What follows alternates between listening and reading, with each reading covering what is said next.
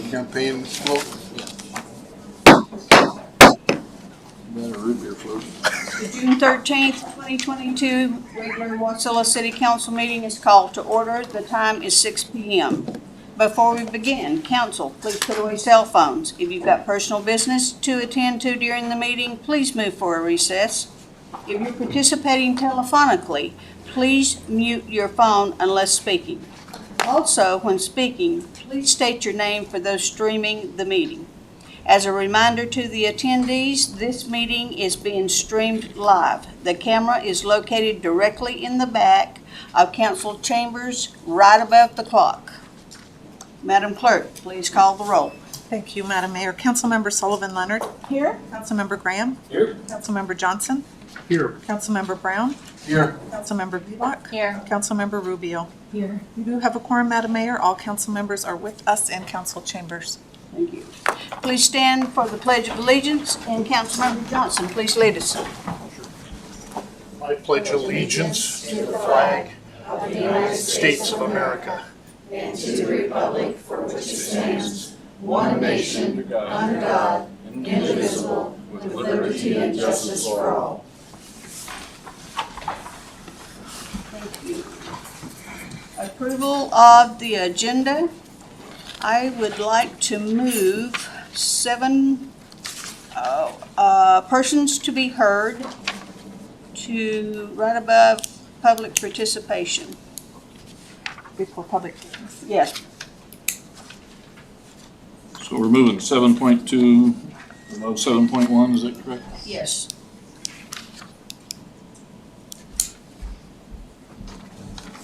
Okay. Madam Mayor, I move to approve the agenda as amended. Is there- Governor Brown, second. It has, the motion's been made by Councilmember Graham and seconded by Councilmember Brown. Approve the agenda as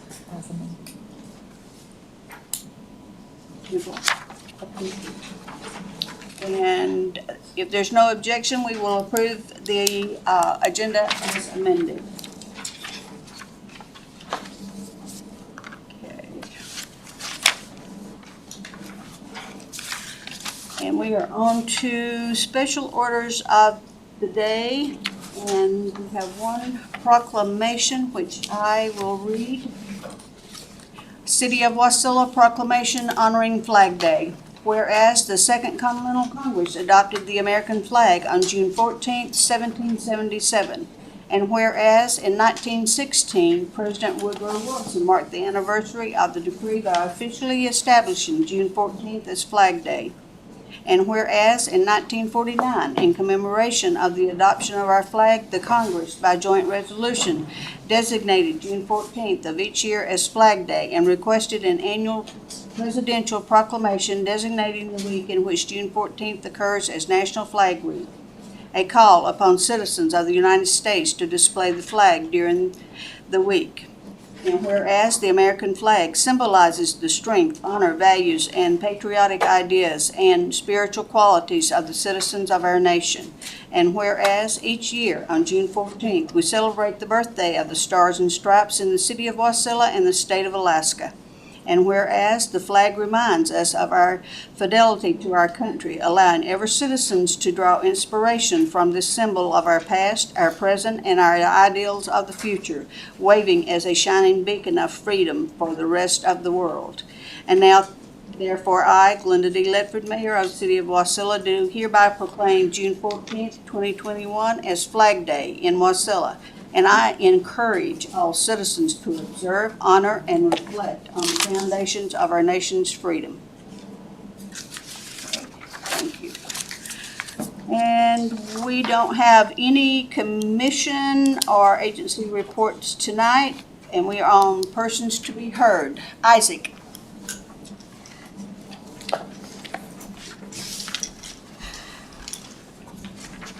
Please state your name. You've got 3 minutes. Thank you, Mayor. My name is Issac Smolden. I currently work at the My House Youth Drop-In Center here in Wasilla, as well as being on our board of directors as our youth representative. I'm also a member of the Matsu Youth Action Board. I have a prepared statement to read. Recently, I have noticed larger numbers of panhandlers here in Wasilla, and with the upcoming closure of the Sullivan Arena, I believe that these numbers will only increase as several individuals have told me in my work with my house that they have come out to the valley from Anchorage. As an advocate for both a homeless services provider and for my own personal beliefs, I believe that the city should take some sort of preventative action to discourage panhandling within the city limits. Some long-term Wasilla panhandlers are in fact housed and use panhandling as a way to have access to cash in addition to Social Security, disability, and other payments outside of paying taxes. This cash is frequently used to purchase alcohol and/or illicit substances, which perpetuates addiction and the underlying behavioral health challenges some of these individuals face.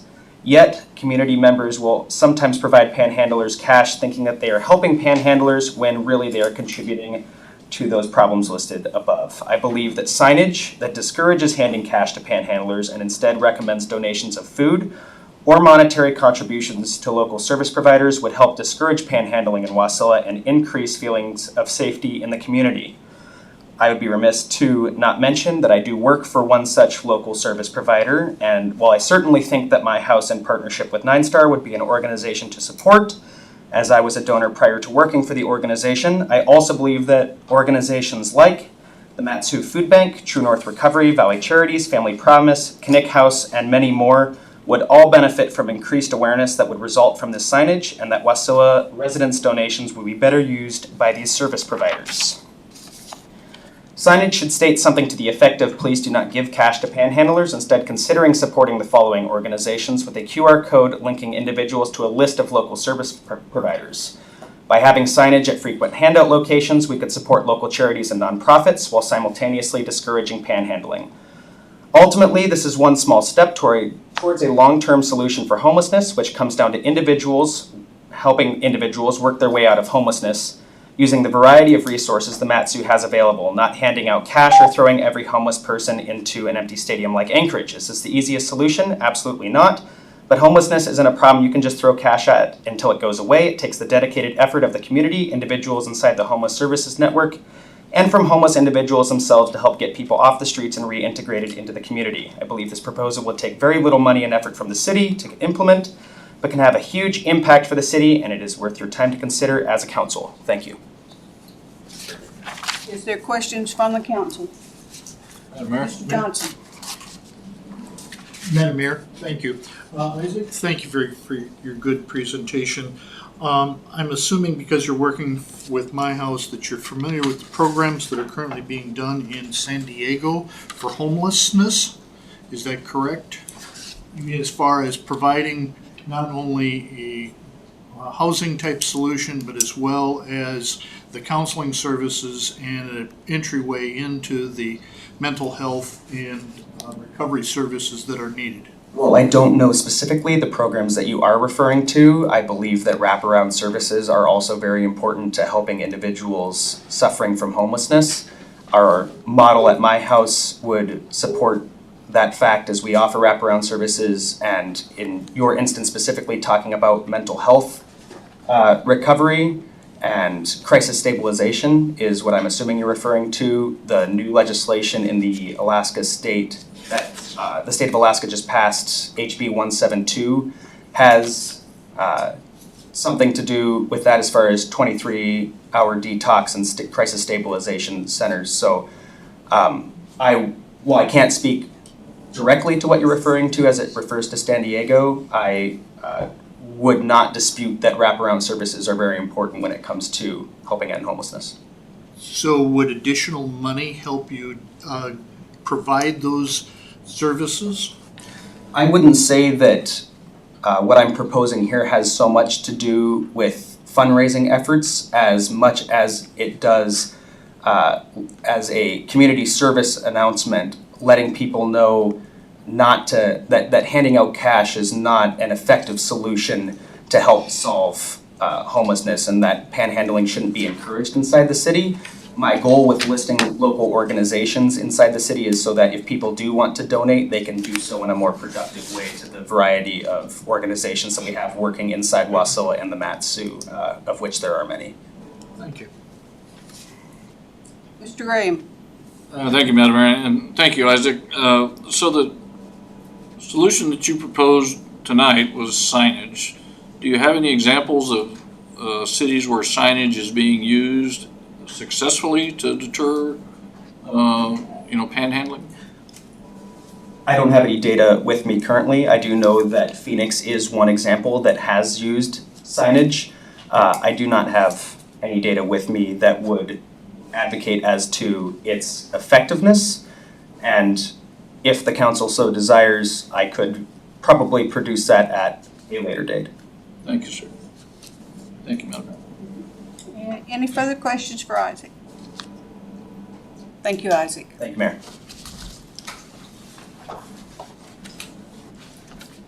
Mr. Bert Cottle.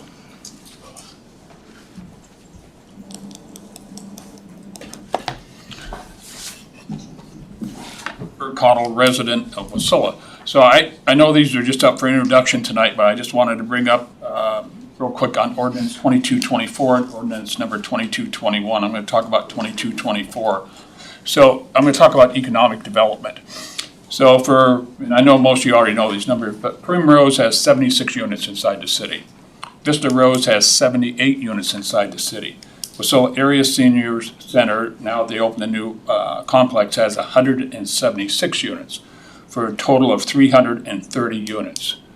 So 2224 of the units I just listed, that's 77% of the senior housing in Wasilla right now will be affected by that ordinance, that 2224 and the $100,000 each. That's economic development. We've given money to WASI before. We provide a bus service there. We take care of our seniors. They shop local. I mean, you can't ask for better residents. WASI also has 2 more developments under consideration. They're going to add another 80 more units. So we'll be up to 410 units, probably the biggest per capita in the state. And it's economic development. They shop local. And their kids come here, they take them local. So, and we've supported WASI before.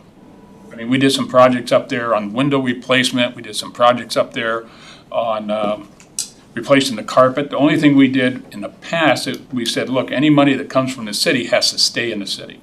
And we asked that it not go to someplace outside the city. That wasn't fair to where it was collected at. So, and I know it doesn't come up for another 2 weeks, but I'm just saying that, please support that ordinance. Also on my house.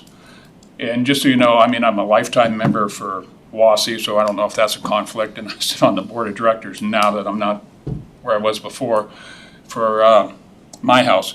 But they just got a $23 million grant. You want to talk about economic development? That's economic development. I don't know any other buildings in recent history that was $23 million. We spent $12 million on the police department. Actually, it turned out to be 13 because we couldn't shut the revenue source down early enough. The library was 15. So this is $23 million building that's going to go up across from the Veterans Wall. That's economic development. So, and then there's another $1 million in operational. I mean, what we do to get the kids off the street, get them in the right direction. You want to talk about wraparound services. Mr. Johnson, I don't know if you've ever been there. You need to come down. It's a good program. So if we don't take care of them, that age bracket, price is going to go up. So anyway, the Smith's property, which is 2221 real fast, that's a phase-in project. I know at least 3 of you were here when we started that project, so this is just a continuation of the Smith project, and that's economic development. Otherwise, we're going to lose a train stop. So anyway, okay. Any questions for Mr. Cottle? I'll see you in 2 weeks. Thanks. Michelle Overstreet.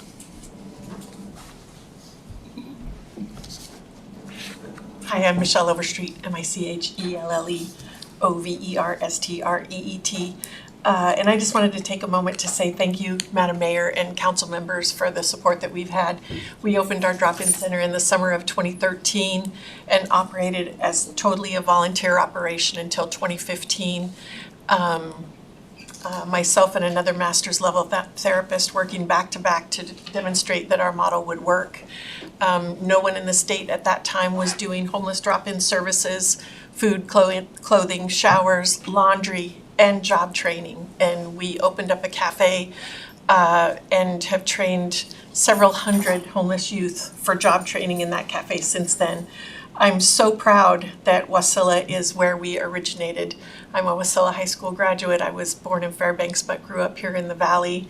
And I really feel like we demonstrate something that a lot of places across the state are trying to duplicate.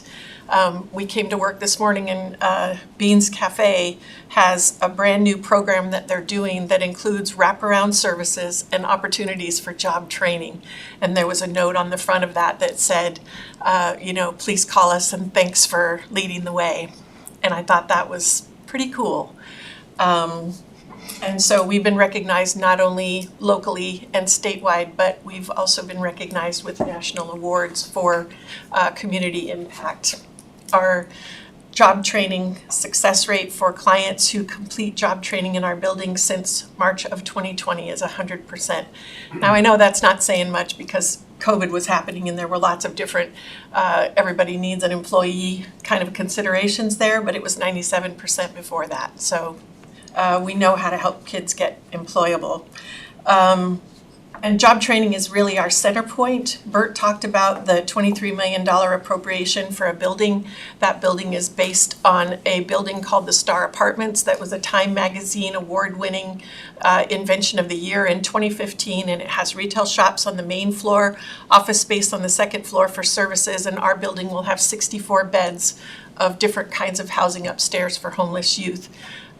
It will be the biggest residential youth service provider with job training in the state. Although Covenant House just opened something called the Covey Academy. So they're hot on our trail.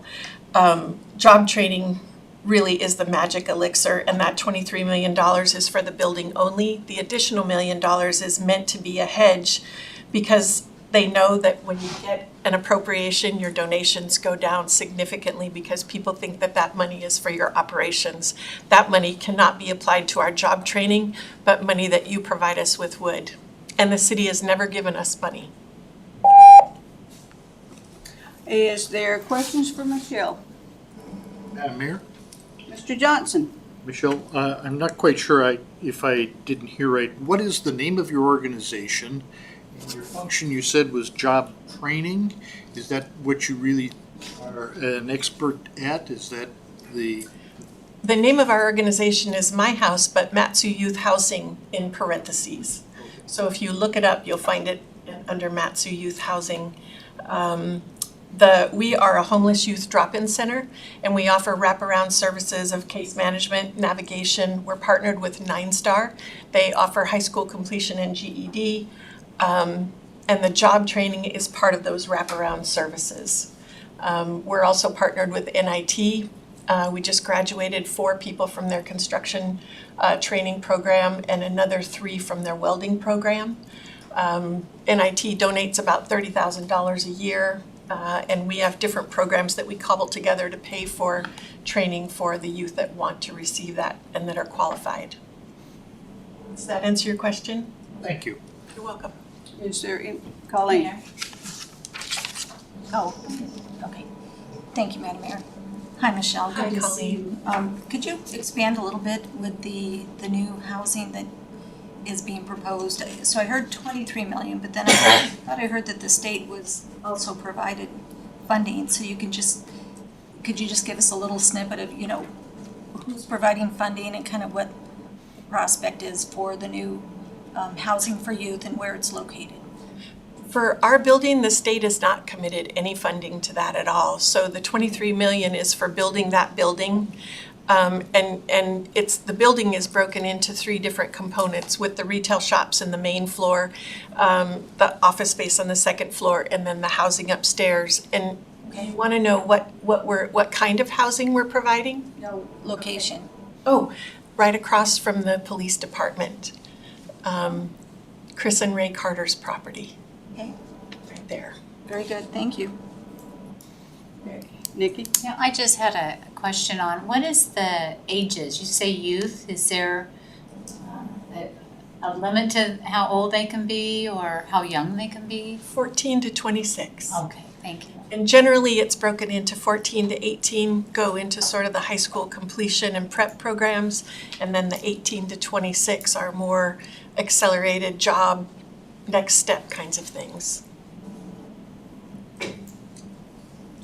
Stu, I'd have been disappointed if you didn't have I was waiting. I almost see you every Wednesday at the Rotary meeting, so I usually ask there. But you mentioned the new building will be a combination of retail space, office space, and housing there.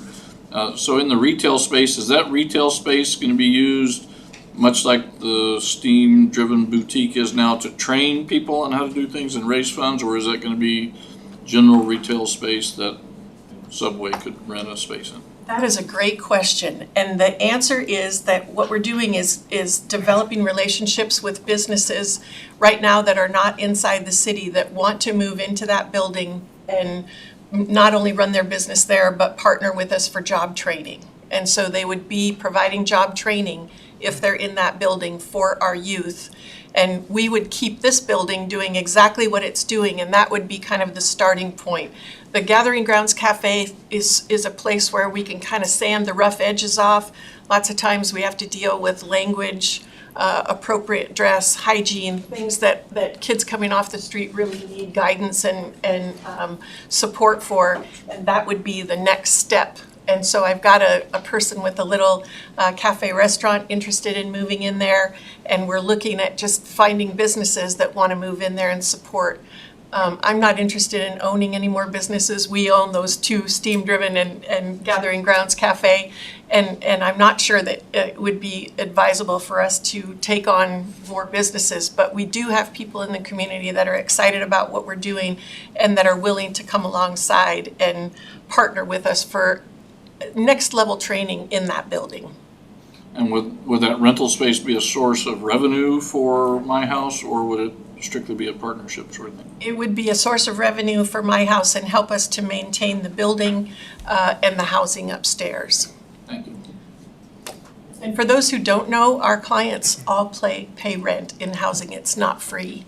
And we just, programs all across the country demonstrate that if you have housing first models for adolescents and young adults, they don't learn to pay rent. And in order to be sustainable, they really have to pay something. So we've got a little guy that had a third grade education when he came to us at 21.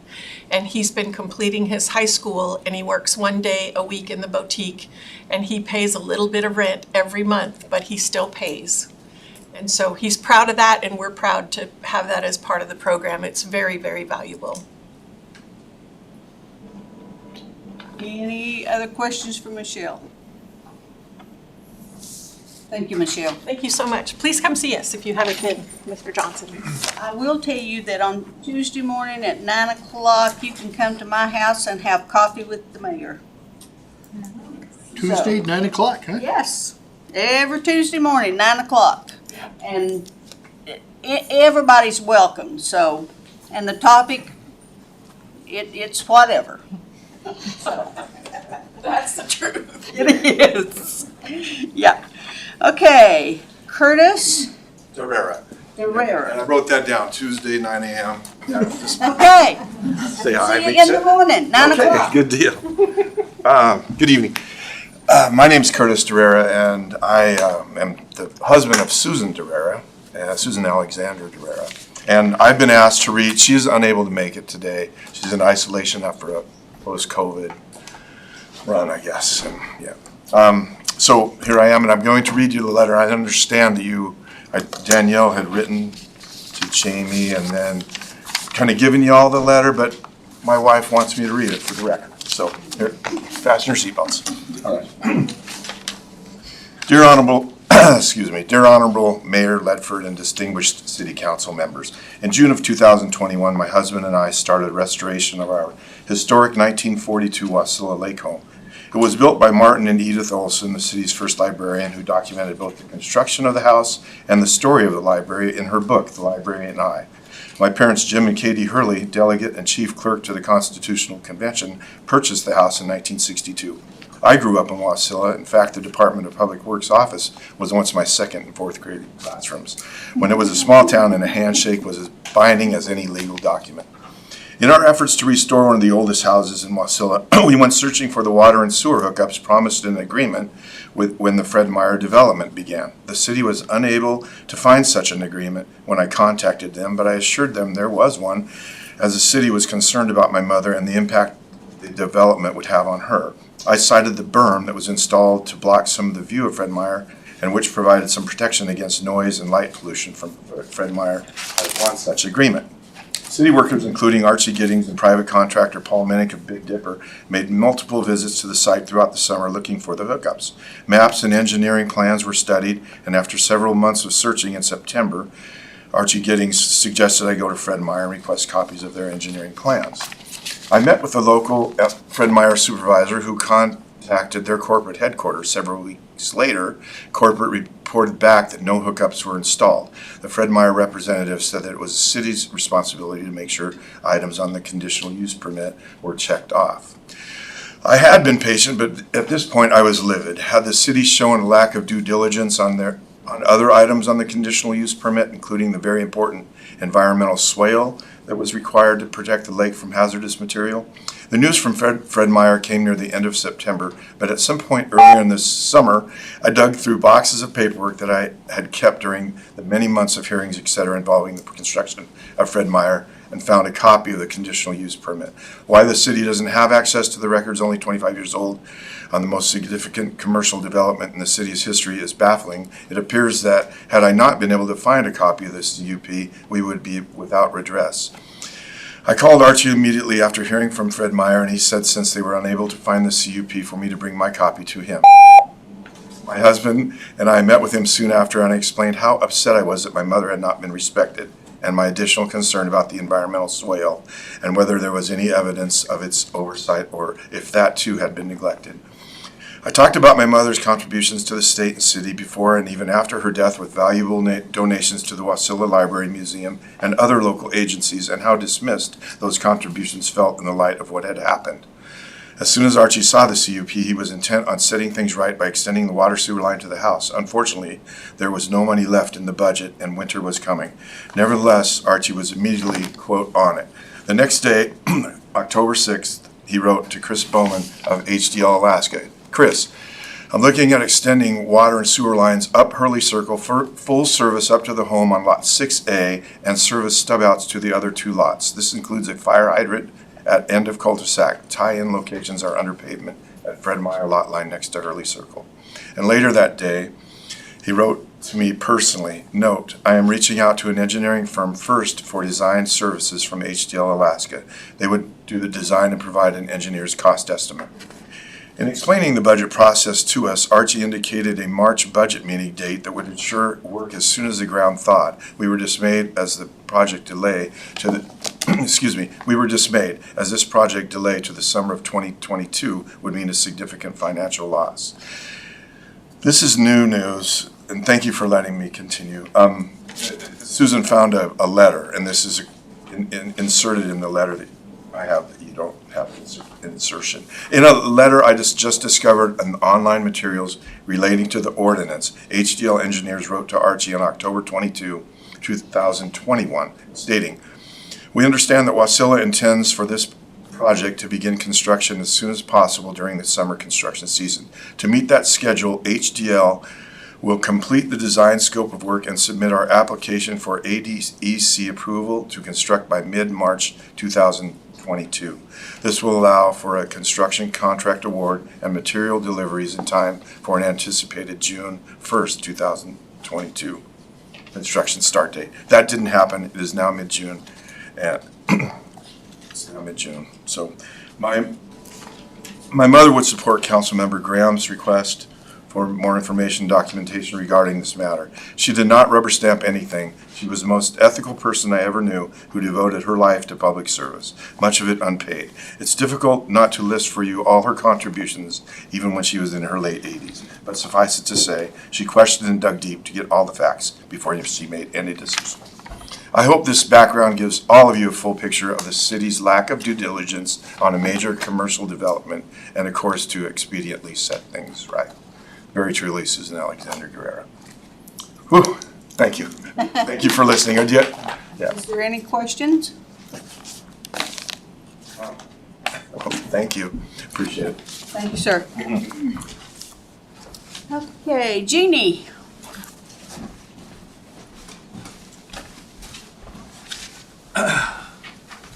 Good evening, Mayor, Council. I'm going to talk really fast, so I need you to listen fast because I got like 8 minutes of stuff.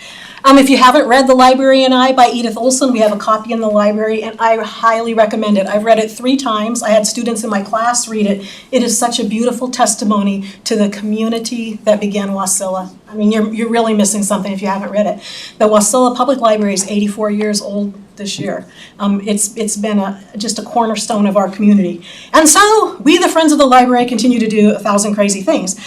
Summer reading is underway. We had Brad's Reptiles. We had almost 200 children at Brad's Reptiles. It's a little crazy. We have to rotate kids into different parts of the library to meet everybody's excitement about these programs. We had Legos last week, over 100 kids building with Legos in the multi-purpose room. There was so much energy and so much excitement in that room. It's so cool. We are really excited about our story walk. The Noon Rotary is working with us to install it. We have the stakes in. It's kind of like those things you see at a national park that are displays. And we purchase books that will be in there. And so it's picture books. And so 2 pages of the picture book will be in each stand, and you'll walk around the library and read the book. It's a national thing that's happened. Really, it started before COVID, but it really took off because of COVID, because you could go outside and read a book with your family. And so we're hoping that's installed soon. We've purchased 2 books. The books are about $200 each, and so we're seeking some community donations also to help support the books. We continue having our book sales. This last weekend, we didn't think we'd have very many people. There was a lot of things going on with Why Not Try and Colony Days, and we still had a ton of people, and we made $494 off of $5 bags of books, so do the math, and it's crazy. We had 2 weeks ago 80 new people sign up for library cards, and this last week 77 people have signed up for library cards. So the library is really hopping. This past year we did a book club, was Willa Cather Book Club, and we read all books by Willa Cather, who is a famous Nebraska writer. It was really a lot of fun. We had a great turnout and a really exciting club. This next year we're just going to be the Firelight Book Club, and we're just reading a whole variety of books from Alaska books, fiction, nonfiction. It's going to be really great. So lots of things going on, and one thing I'd really encourage you to think about, I am a 100% supporter of WASI and of My House, and I think they're great programs, but something we probably haven't said enough as we kind of get comfortable and things that are going along great and the library's going along great. We don't want to forget that we really need some additional staff members at the library. We have people literally yelling at us when we're there volunteering because the library isn't open yet, and the library needs to be open more. We need extended hours, but for that we need extended staff members. And so I'm asking that throughout this year you think of, as you look at the budget, how can we add one more staff member? Would get us a little closer to where we need to be, but it's really going to take 2 staff members to get us to have the hours open. We're a 6-day-a-week operation, so you can't, you can't really force people to work 6 days in this time, and so you have to kind of figure out how you spread those people out. You need people in the background preparing books, ordering books, processing books. We have in May over 17,000 items circulated, so all those things go out, come in. Somebody's got to handle that as they go out and go in. So I would really appreciate your thoughts on that. I know that like Home Depot for Memorial Day weekend, they had their biggest sales ever. And based on what I know of some of their sale weekends, that's a lot of money. So to me, that always says taxes are coming in. Let's not forget the library, even though it's awesome. That's what I have to ramble at you about. And my Warriors are playing basketball, so I can't stay too long. Any questions? No. Hey, is there any questions for Judy? Thank you. Thank you so much. Okay, is there anybody else in the audience that would like to come and talk to the council at this time? All right, we are moving on to, Madam Clerk, please read the title of the first ordinance. For our public hearing this evening, first ordinance is on Ordinance Serial Number 2217, authorizing the mayor to enter into a use agreement and permit with the Alaskan Bow Hunters Association for a static archery range in the eastern corner of Lake Wasilla Park, located on Lot B1, Section 16, Township 17 North, Range 1 West, Seward Meridian. And I did want to note, Mayor, that we did hand out, the council received 12 letters of support for Ordinance 2217, and so you have those before you. Thank you. Okay. Anyone who would like to testify on this ordinance, please come forward and begin by stating your first and last name. Okay, seeing no one. Is there a motion to adopt ordinance serial number 2217? Madam Mayor, I move ordinance serial number 2217. Is there a second? I second that. It's been moved by Councilmember Graham and seconded by Councilmember Velock to adopt ordinance serial number 2217. Is there discussion? Madam Mayor. Mr. Graham? Thank you, Madam Mayor. And I'd like to say this is a perfect project for the city of Wasilla, actually for any city where you team up with a volunteer group, a nonprofit group, and make more services available using city property, which is currently unused, and developing that property with primarily with private funding and private operations. So this is a great example of how a city should work. Thank you, Madam Mayor. Is there further discussion? Pauline? Thank you, Madam Mayor. Could we get Public Works Director to Danielle, if you would please give us an overview on this particular project. In essence, just summarize, who came forward seeking land and wanting to expand for the bow hunters, and just give us an overview if you wouldn't mind. Danielle Bishop, Director of Public Works through Mayor Ledford, to the council members. So with this ordinance, these folks, the Bow Hunters Association, have been trying to move this forward for almost a year. They have been to our Parks and Rec Commission, and there was a resolution passed back in July 14th of 21. And then they went forward to our Planning Commission, and that resolution was passed in August 10th of 21. So they have been actively seeking out, and I believe they made contact with Public Works prior to that. However, I was not here at the time, so I can't speak to that. To figure out where this belonged. How do we incorporate this sort of activity into the city? The location that we've identified, that's shown in the map, in the use agreement, is it's a secluded area really out at Lake Wasilla Park, and it's just really perfectly set up to set that range and operate it safely. So I think that it's really the folks that have brought this forward have done their due diligence and have really followed the process to a T in order to bring it forward to you today. Just quick follow-up, Madam Mayor. Just with that, from what I've read in our information, it looks like Parks and Recreation, there were no votes. I mean, no negative votes and no negative comments on this. In other words, it looks like as it's gone through the process, it's been unanimously supported by Parks and Rec and then Planning Commission. So was there any negative input from the community that you heard at all? No, ma'am, I've not heard any negative input on this. Okay, sounds great. Thank you very much. Is there further discussion? Hearing none, is there any objection to the adoption of ordinance serial number 2217? Hearing none, the ordinance is adopted. Madam Clerk, please read the title of the second ordinance. Thank you. Ordinance serial number 2218, amending the fiscal year 2022 budget by accepting and appropriating a $35,000 grant from the Matsu Trails and Parks Foundation for improvements to the Idita Park tennis courts. The public hearing on ordinance serial number 2218 is open. Anyone who would like to testify, please come forward and begin by stating your first and last name. Comments are limited to 3 minutes per person.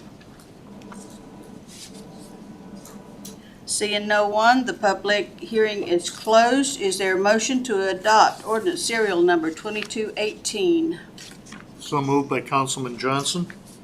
I'll second that. It's been moved by Councilmember Johnson and seconded by Councilmember Sullivan Leonard to adopt ordinance serial number 2218. Is there discussion? Madam Mayor, Mr. Johnson? when we were going through our budget, we added some money in for the improvements of Iditarod Park with the idea of matching funding. Is any of our matching funding going to be used in this grant? Danielle? Through Mayor Ledford to Councilmember Johnson. The specific money that you would set aside in the FY '23 budget to match those grants is not being utilized here because we wanted to be sure that we could move this forward as quickly as possible. So we reserved those funds for this. Okay, further discussion? Colleen? Thank you, Madam Mayor. So with that, we do see a lot of movement over at the park and people have asked kind of what's going on. So have you gone ahead to move forward on some of the projects in anticipation of receiving these grant funds? Or do you have enough to kind of get started with some of the projects with the fencing and the tennis courts?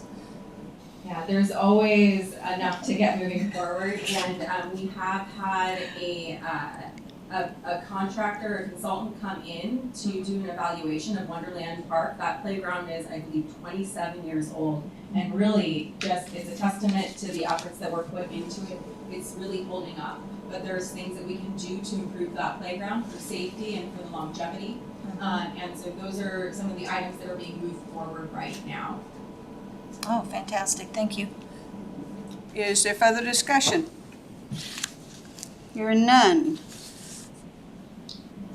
Is there any objection to the adoption of ordinance serial number 2218?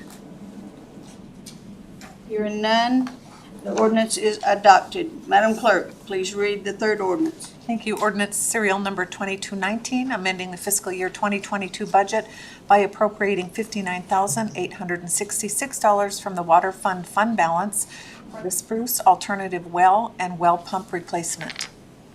The public hearing on ordinance serial number 2219 is open. Anyone who would like to testify, please come forward and begin by stating your first and last name.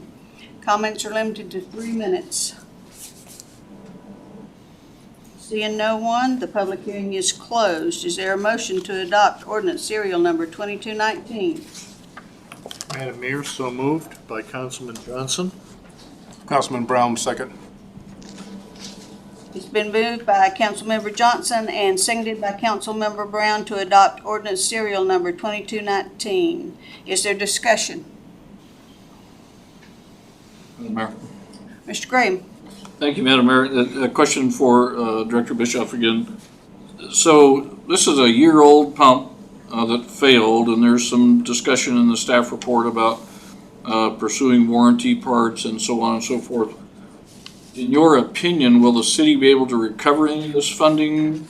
Because we're buying parts that maybe should have been provided under the warranty, or will that just go into spare parts for next time this thing fails? Or how's that warranty going to work on this $60,000 worth of repairs?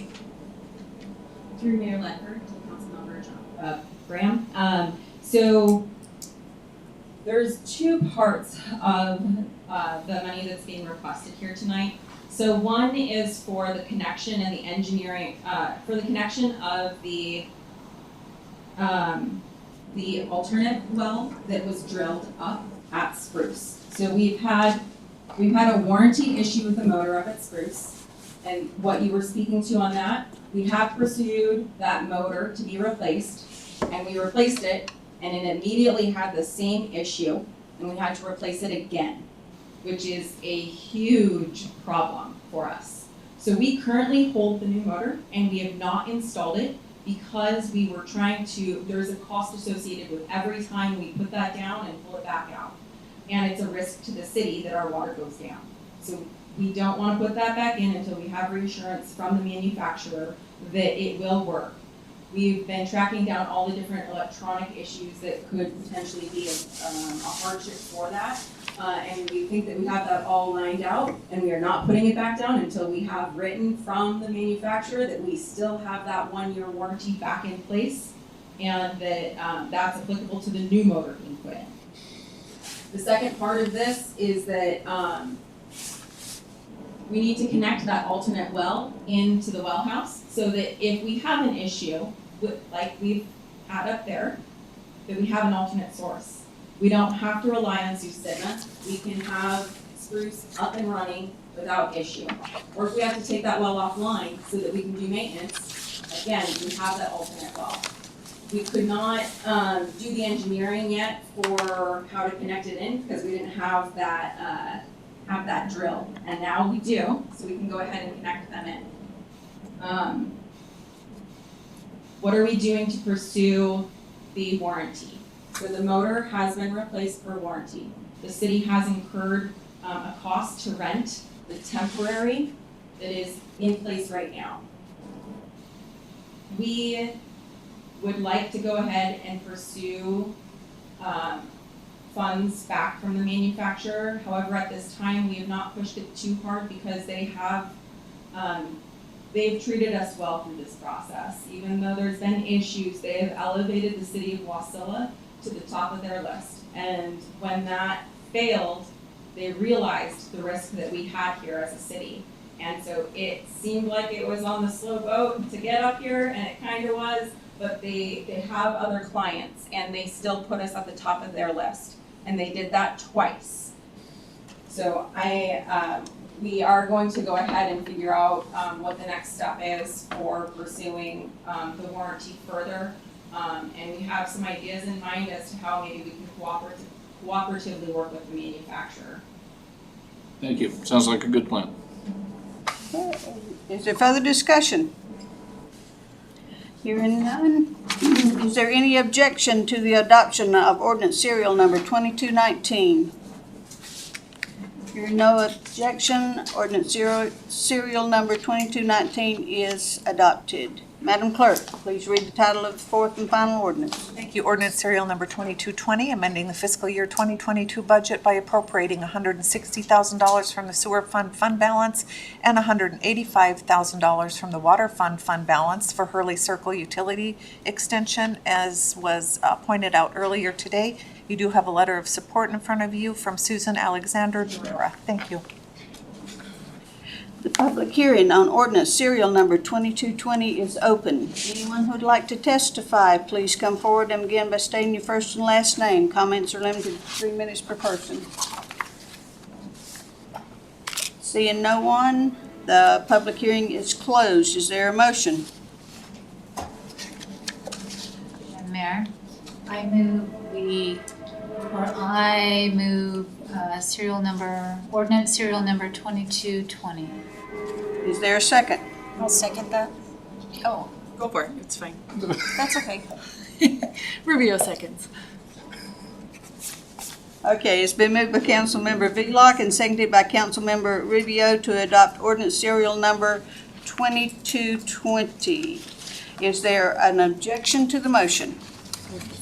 Madam Mayor. I'm sorry, discussion. Sorry. I was on a roll. Is there discussion? Madam Mayor, I'm sorry. We're spending, $300,000 for one house, sewer and water. Is that correct?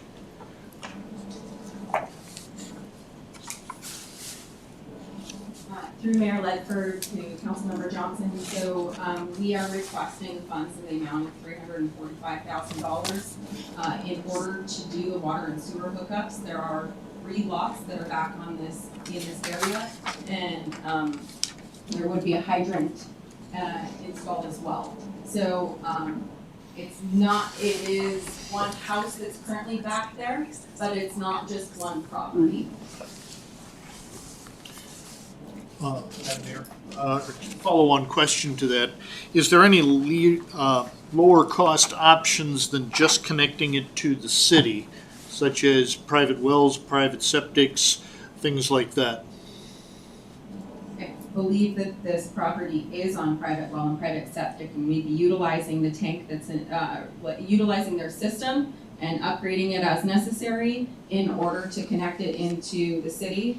The reason that we are pursuing this is to follow through on making sure that commitments made by the city are upheld. Is there further discussion? Madam Mayor, Mr. Brown? do the city have a copy of that agreement? I read the letter and it just wasn't clear to me whether that we have a copy of that agreement. Councilmember Brown, the Wasilla Planning Commission Resolution number 98-14, which is the conditional use permit for Fred Meyer, was provided in that email. And under number 13, there's 16 conditions, I believe. Number 13 identifies the commitments that were made and were interpreted by former Director Davies.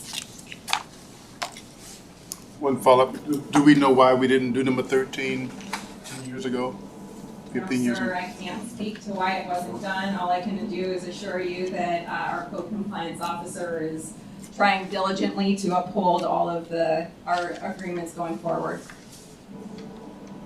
Thank you. Is there further discussion? Hearing none, is there any objection to the passing of ordinance serial number 2220? Hearing none, ordinance serial number 2220 is passed.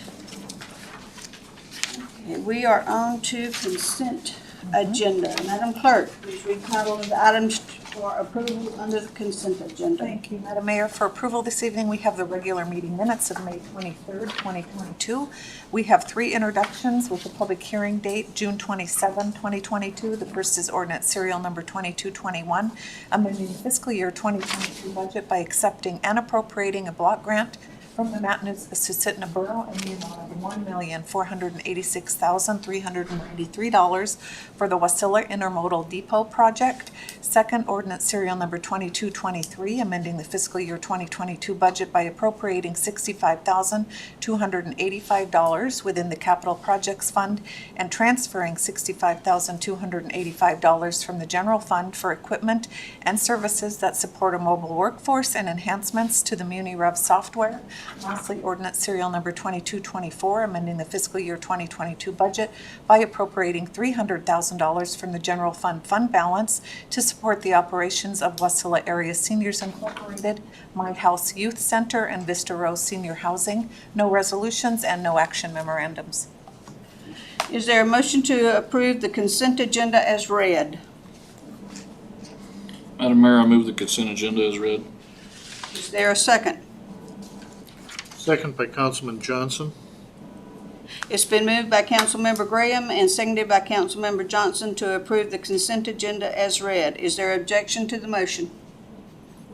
Madam Mayor, is there any possibility of having just a short question on ordinance 22-24? Seeing that this is going to be held in public hearing in June 27, I have a question, and it's really sort of aimed at our legal counsel here. And the question is this. This ordinance is moving public money to support a nonprofit. Is this within the scope of the law that we can legally do this? Because I believe that at the federal level anyway, they had to pass a special law which would allow public money to be used for medical, and I think that was the exception that I am thinking of. So if I could get an opinion on this, I'd sure appreciate it.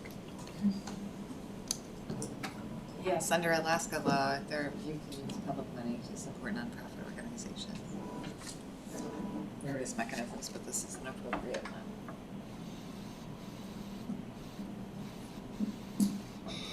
Okay. Is there any further objections to the motion? Hearing none, the motion is approved. We will now take a 6-minute recess.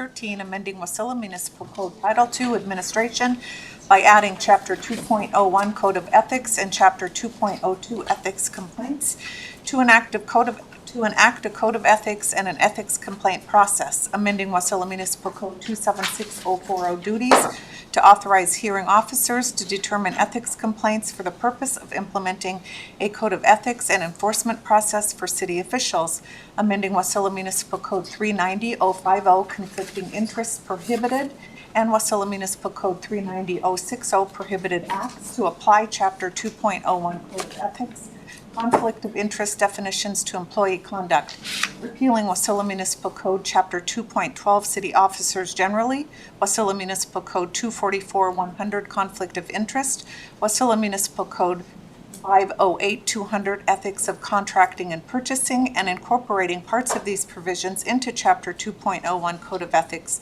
repealing Wasilla Municipal Code 514-040 Ethics and Conflicts of Interest in its entirety, and consolidating ethical rules and definitions applicable to city officers in a single chapter. This was postponed from May 9th and May 23rd City Council meetings.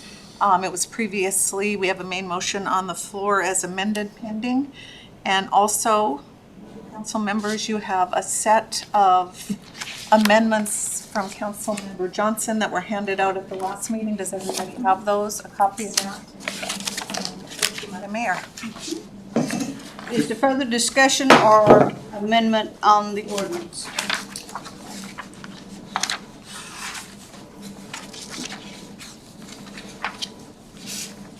Madam Mayor. I'm sorry. Councilmember Johnson, go. So I had sent out, I think, 4 amendments. Now, I hadn't totally drafted them in legalese. They were just sort of what was on my mind as we were going through the meeting back in May 6th. And I guess is what really prompted some of this is that, just to give you a basis of what has happened, at least my experience is, for whatever reason, Northern Air Cargo, my company, decided that they would have a very complex ethics training, and they required us all to go through this ethics training.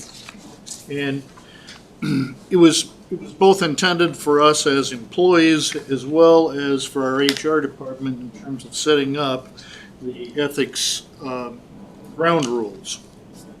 One of the issues that came out, and if anybody's interested, I actually have the slide, is when you start to develop a set of ethics, is what you actually are doing is you're putting out a big round order for anybody to throw darts at.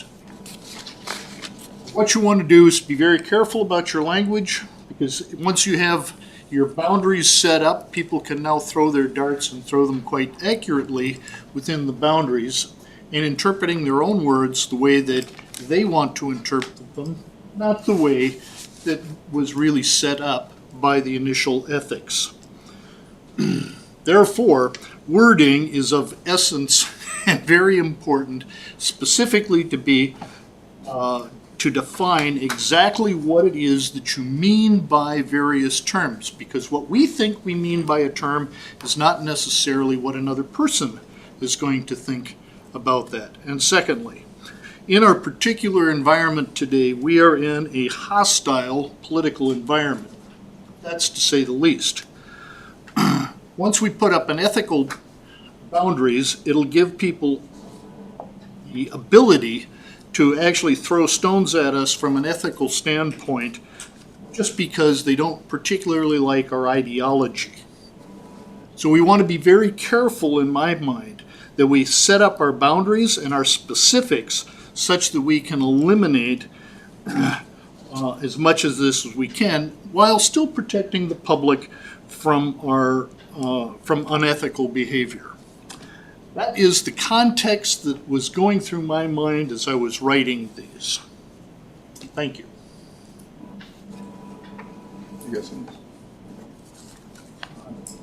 I'm waiting for an amendment. I'm sorry? Was there an amendment in that? Yes, I'm Which one? Mr. Johnson, please read your amendment. Okay, we'll go with the first one, amendment. Ethical complaints may be submitted by any resident of Wasilla who resided in Wasilla at the time of the alleged complaint, or a person with a financial interest in Wasilla at the time of the complaint. This financial interest includes but not limited to a business owner, a business employee, a person, an entity that had a proposed business or financial interest in Wasilla at the time of the complaint. Madam Mayor? Oh, I'm sorry. I'll second that. Go ahead. The motion has been made and seconded, made by Councilmember Johnson and seconded by Councilmember Graham, and is there discussion? Madam Mayor? Mr. Brown? So Councilman Johnson, are you implying that because I wasn't here when an unethical act occurred that is now affecting me, that I don't have the right to complain?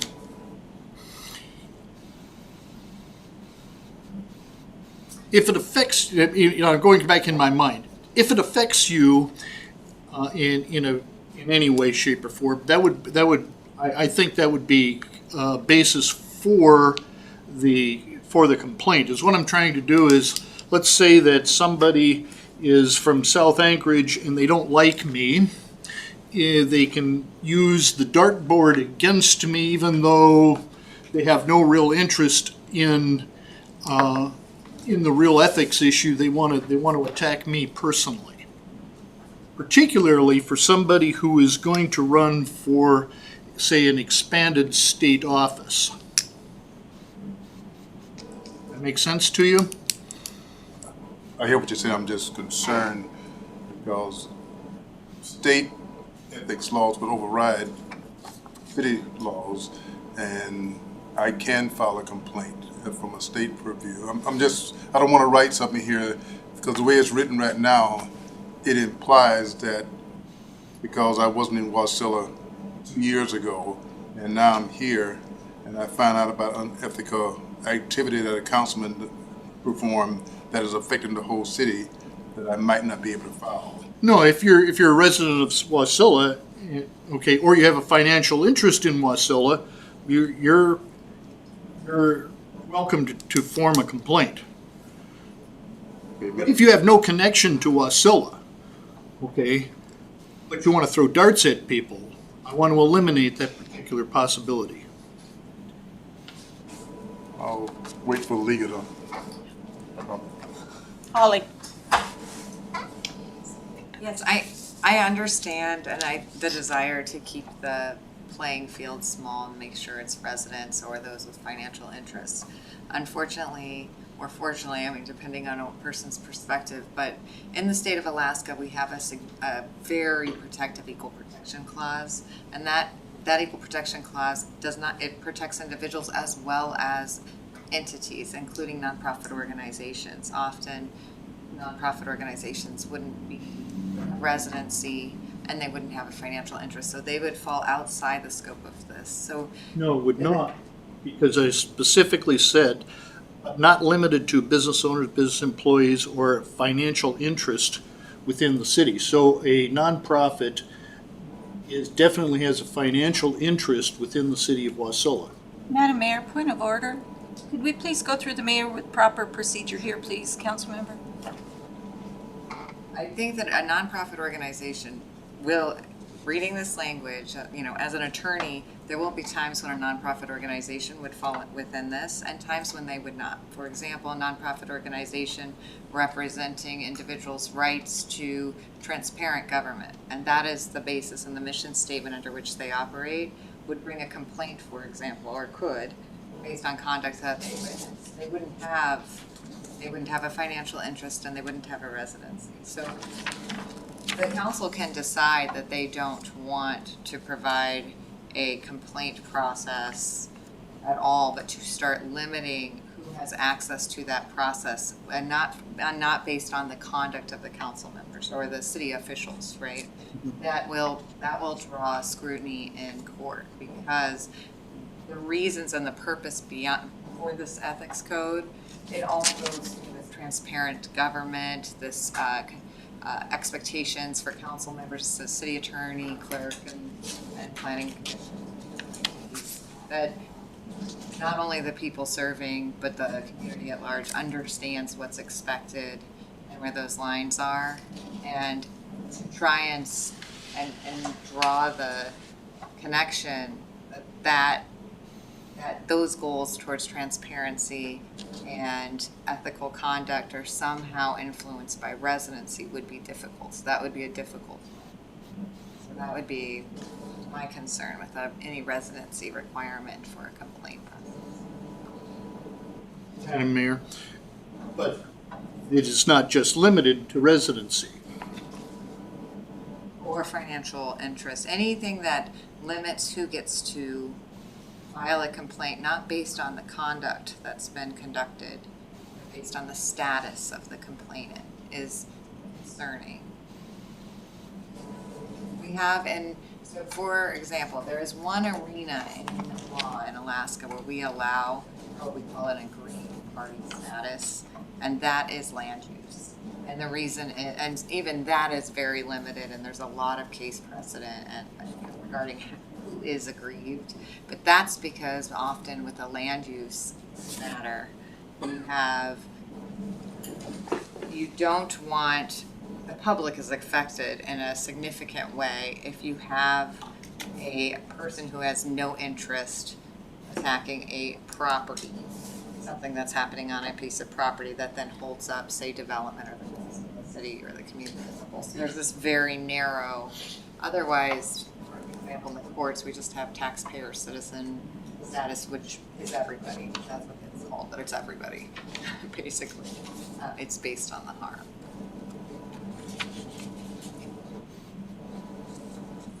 Mayor, if I could follow up on that. So what you're telling me is, well, for example, we have a reporter here from the Washington Post, which is obviously doesn't have a whole lot of financial interest in the city of Wasilla, but based on an article that she writes, somebody in Tennessee could say, well, that's screwed up, and then come to the city of Wasilla and file an ethics complaint? Is that what you're telling me? Yeah, if your conduct is a violation of the code, now your ethics complaint process provides very, very strict protections against false accusations. You have confidentiality for one. You have that initial review for the complaint that it has to get past the city attorney and actually have some merits if everything taken is true. But yes, if you have an ethics complaint process, what you're allowing a person to do is challenge the conduct of the city officials, including the appointed officials and the clerk of the city. She wasn't gonna write that, but now she's gonna write that in the article. Last name is Brown. But I would say, most of the code of ethics I have seen in the state of Alaska, actually all of them that have an ethics complaint process, are written very similar to yours. They certainly don't have a limitation based on residency, and this is not the hurdle that creates resource issues that I have seen in my experience. We don't get people from Tennessee filing ethics complaints often, so. Until tomorrow. Until now, when I just said that and So, if I may, so in your opinion, Madam Attorney, this amendment would not hold up in court, is that the bottom line? If this is an amendment that interests council as a whole, we should clean up the language at least and try to make it as tight as we can. Even so long as you put a limitation tied to residency and financial interest, it will be vulnerable to challenge in court. Thank you. Is there further discussion? Hearing none, Madam Clerk, please take a roll call vote. Councilmember Sullivan Leonard. No? Councilmember Graham. No. Councilmember Johnson. Yes? Councilmember Brown. No. Councilmember Velock. No. Councilmember Rubio. No. So, Madam Mayor, we're calling this amendment number 1 tonight, and it fails with Councilmember Sullivan Leonard, Graham, Brown, Velock, Rubio opposed, Councilmember Johnson in favor. Okay. Mr. Johnson, read your second amendment. The complaint may not be any of the following: a violation of federal or state law. These complaints are to be investigated under relevant authorities. Constitutional freedom of speech is not limited by this code of ethics, and the association or membership in a legal organization, even if it is considered by some to be unethical. It is a definition change within ethics. Would you read your reason, please? Well, Do we have a the motion real and a second? reason. No, I'm sorry. Hang on. I second that amendment. Okay, the motion's been made and seconded by Councilmember Graham. Madam Mayor? Colleen? Yes, could we please define what page we are looking at for these amendments, if you could, please? It's in my handout that was sent out. Okay. Is this, Colleen? This is what we don't have. It's not reference, it's not reference to, There's no reference to any page on the. I don't have it tied yet to a specific ordinance or spot within the within the ethics code yet. But this would be part of the definition of what ethics would be. It'd be probably in the front matter. Okay. Thank you. Madam Mayor. Sir. Again, Mr. Johnson, it appears that we are trying to limit or prevent people from filing complaints from your amendment. The ordinance already covers this, because when it comes to the city clerk, she will look at this and see if it's a valid complaint. And it goes to the city attorney, and if it gets past those two, it go before an independent counsel to look at. So to me, it's already built in that if they're filing something that doesn't fit the ethics, it won't get past the city clerk, hopefully, and it won't get past the city attorney, hopefully, and it won't get past the independent councilman, hopefully. But I think we have to be careful when we tell somebody you can't file a complaint. It's up to the people in power to validate that complaint. Madam Mayor?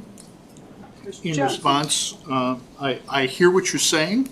We had this discussion back in May 6th. The issue would be is in, say, the definition of sexual harassment, which I was told is a state law, not an ethics violation. So is what you can do then is put yourself into double jeopardy of both being pursued within the legal grounds as well as within the ethics grounds within the city. So, and I was told that if it was a state or federal crime, that it would not be pursued within the ethics within this city. And then my initial comment there was, well, it doesn't say that anywhere, and you didn't say that it was, and wouldn't be put us into those kind of a situation. So I'm trying to put the clarity in there to nail it down. That's where I'm trying to go. Holly. Madam Mayor, I ask city attorney to step in again and This one, I do think I probably was not as clear as I should have been with I think the example was sexual harassment. I'm gonna use sort of a analogy because I think it's a little helpful. All of us remember the O.J. Simpson trial. And there was the criminal case in which, he was not convicted. And then there was the civil case in which he paid a very large amount of money. And if he was a council member and there had been something, an accusation like that, for example, there may have been an ethics complaint if it had happened during but it would have to fit within the parameters of your ethics complaint code. So we would be looking at, did Mr. Simpson do X, Y, or Z? Did he have a conflict of interest during an action? Was this an employee? Was there a violation of the acts that apply to the employees, which are extended to the council members when it comes to harassment? If the hearing officer then found that he stepped outside of the parameters of the code and the applicable policies, the consequences would be limited to the consequences here.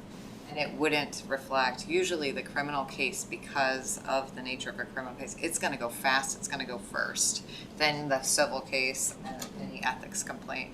The ethics complaint process, and now this is, again, this is a very hypothetical, because, but the point is, the conduct will always be grounded in the code, and just the code, and we'll always operate separate and distinct, and there's no way for us to, we just don't have the authority to make that not happen, you know, so I think that provides the protection.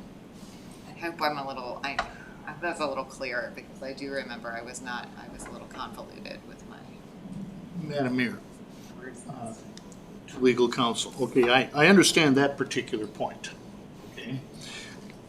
But the second part of my thing is that we need to define exactly, say, ethical behavior, harassment or whatever, in terms of freedom of speech.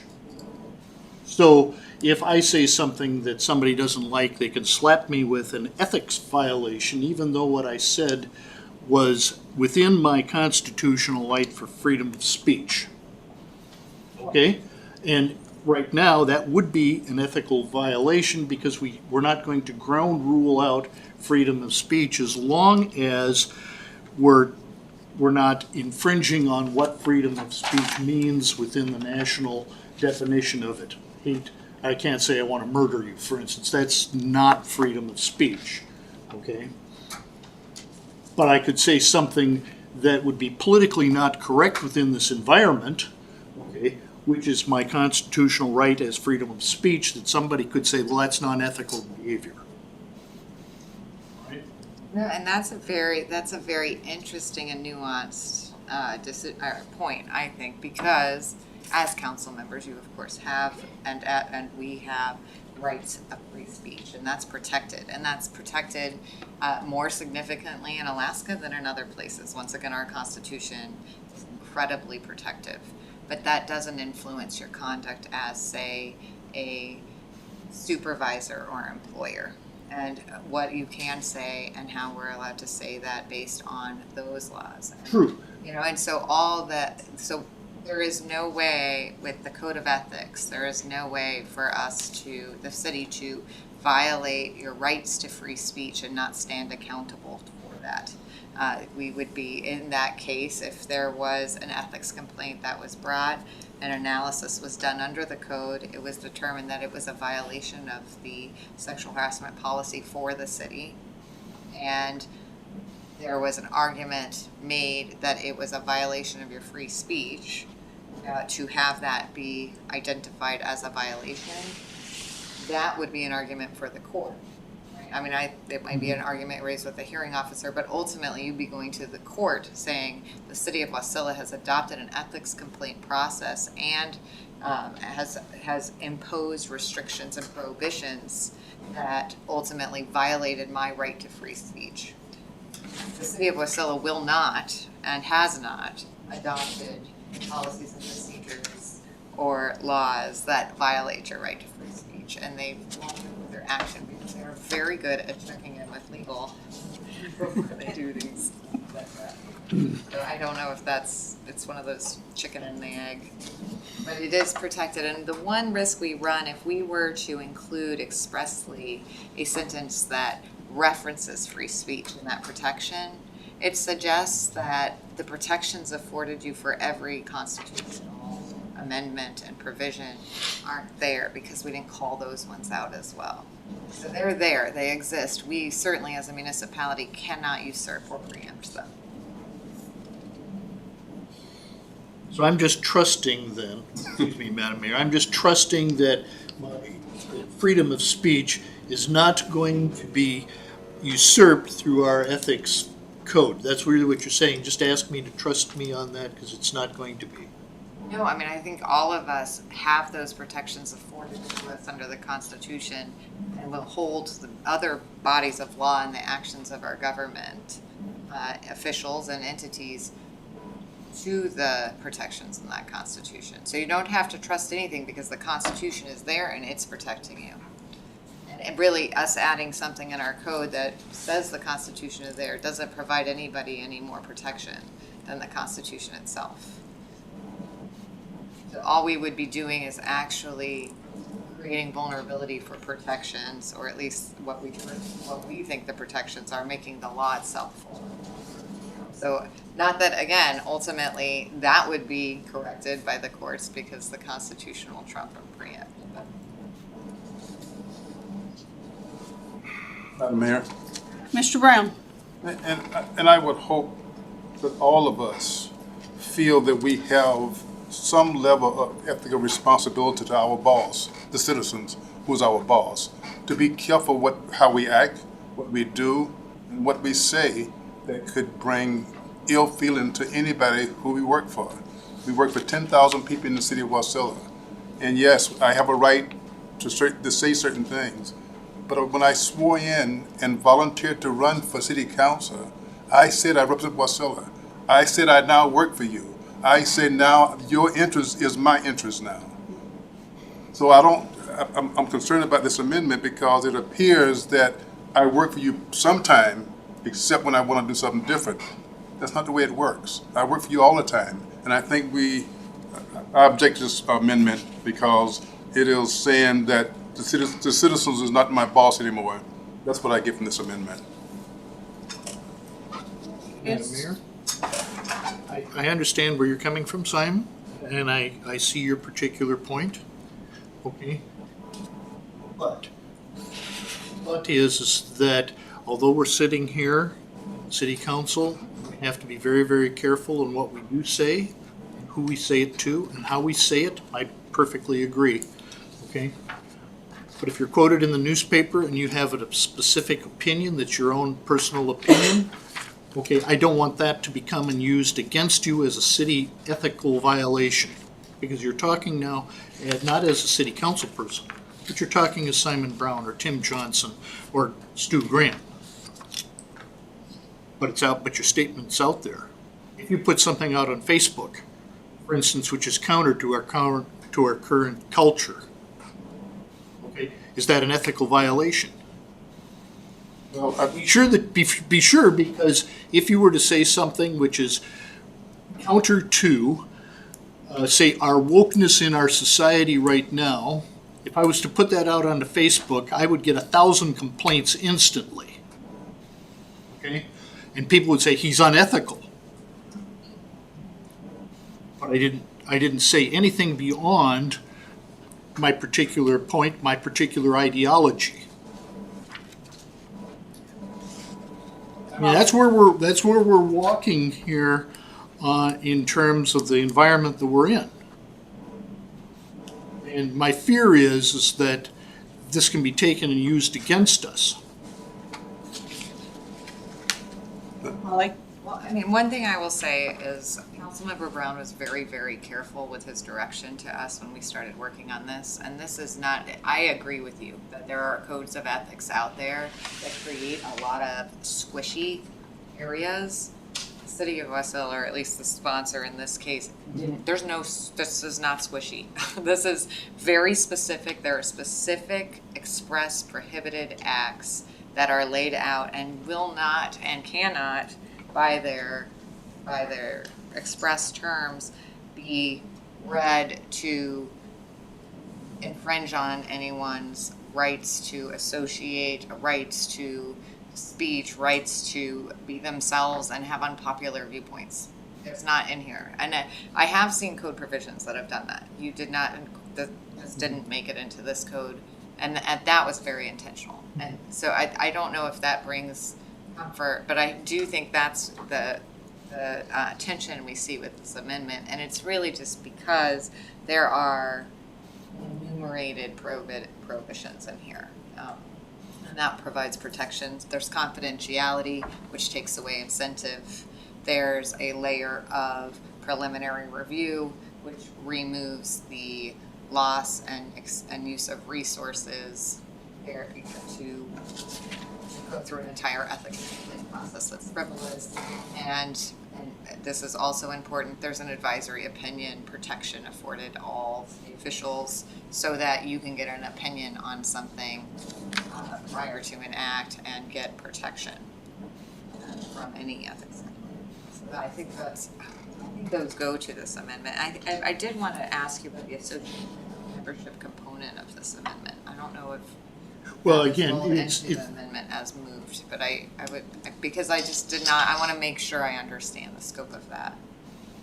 Madam Mayor, in response to the legal counsel, we're oftentimes seeing people say are now being accused, or accusations are made based on memberships in whatever organization that they are. And I want to be ensured that we have no way of calling an association with a membership as being an ethical violation in any way, shape, or form. As long as it's a legal organization, I mean, you know.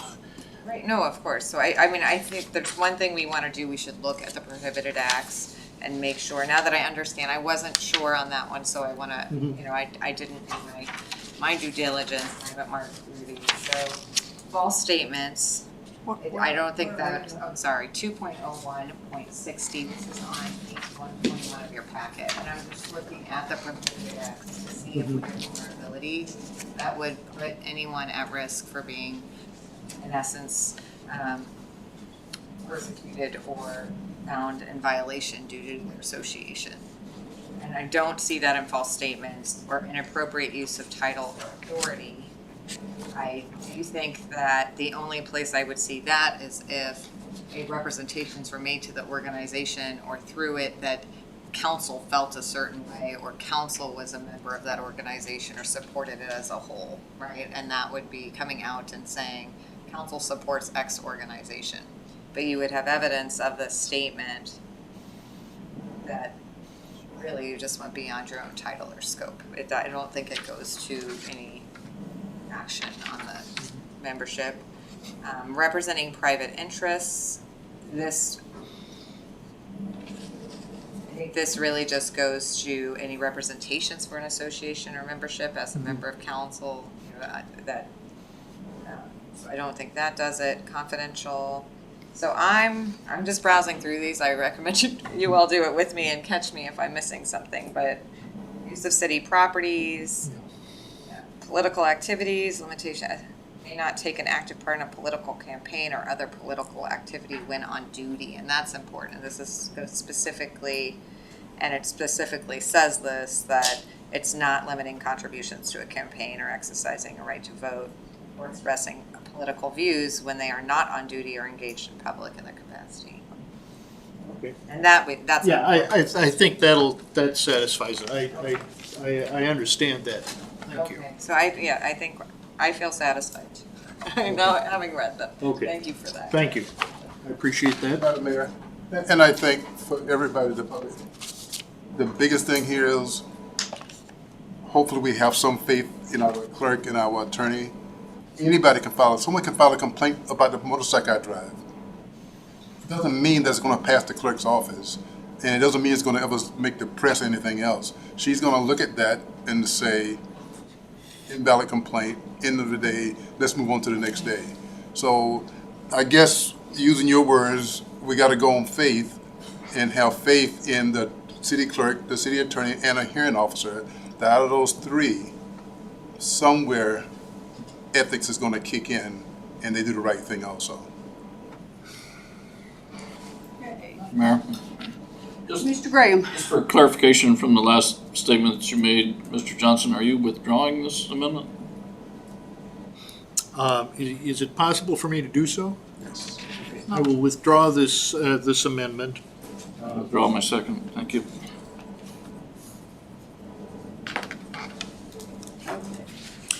Then we are moving on to amendment number 3. Will be 2 now, because Oh, yep. Okay. There's no two. Come on. If a hearing, Madam Mayor? Yes. The amendment is, if a hearing officer rules that the investigation is warranted and the rules of law apply, the defendant will have the right to know all of the specifics of the complaint, including the identity of the plaintiff.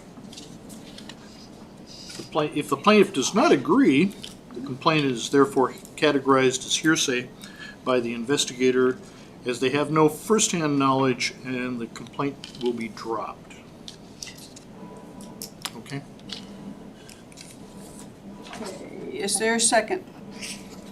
I'll second that. Okay. Is there discussion?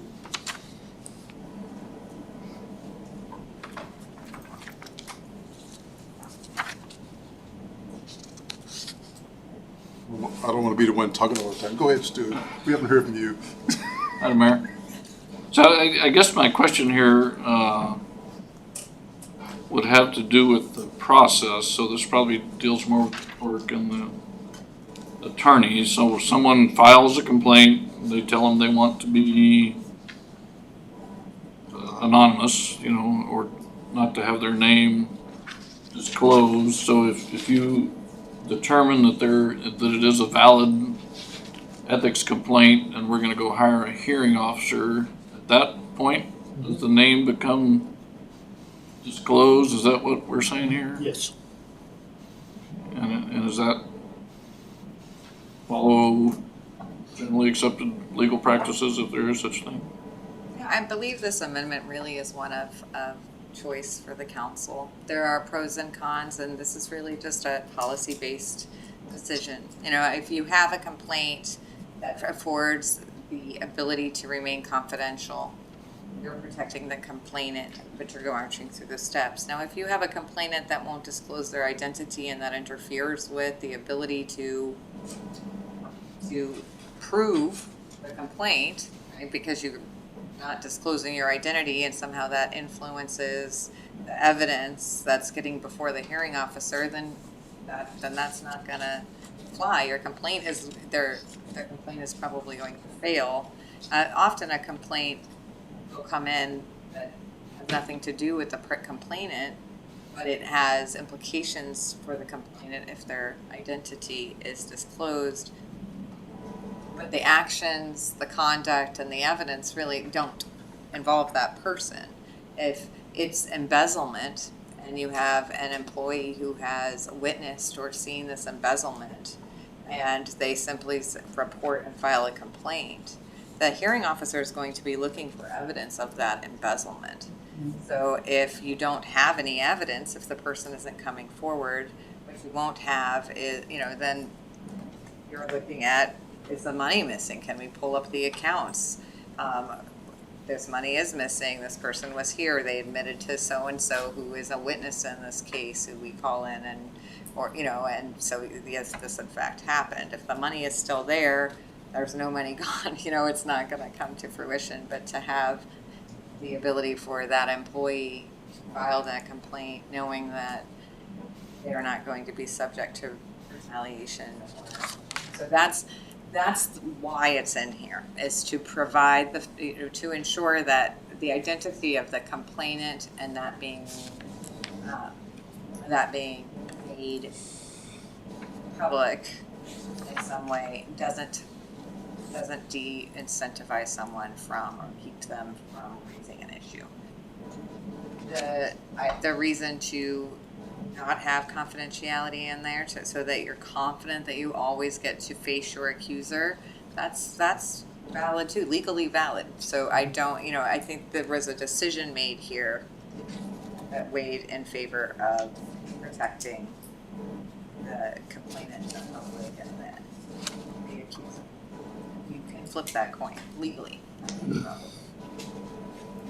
Madam Mayor, Mr. Johnson? to legal counsel. You started off with an example of embezzlement, which according to my withdrawn complaint would have been actually a violation of law, not an ethics situation.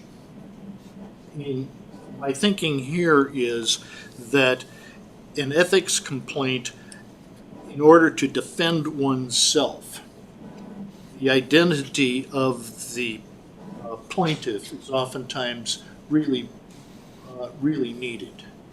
And to just simply have the blanket thing that the plaintiff can be anonymous under all conditions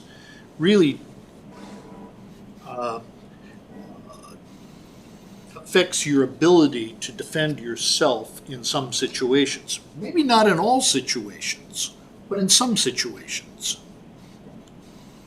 So that's why, let's face it, if our existing ordinance is the way that it is, an ethics complaint is going to be confidential within the complaint process. That is the plaintiff, the defendant, and the person doing the investigation. Okay? So if a person who's going to make the complaint can't say, okay, I'm going to stay within that confidentiality, then why should the person being accused stay within that as well? So my object is, let's make it so that you can at least defend yourself in all cases. In some cases, the identity doesn't really much matter, as you might point out. But in other cases, it might. So I would want the ability to formally defend myself to the best of my ability and not be handcuffed by an anonymity rule. Madam Mayor, Mr. Brown?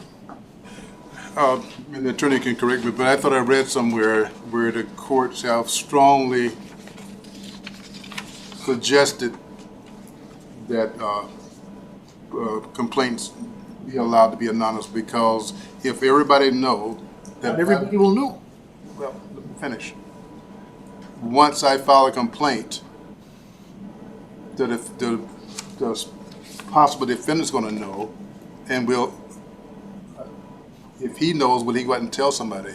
And so therefore, I'm not gonna file, because one, he knows my boss, or he knows somebody who has an interest over me, and once he finds out I file a complaint against him, he may beat the complaint, but I'm gonna lose my job, or lose a friendship, or lose whatever.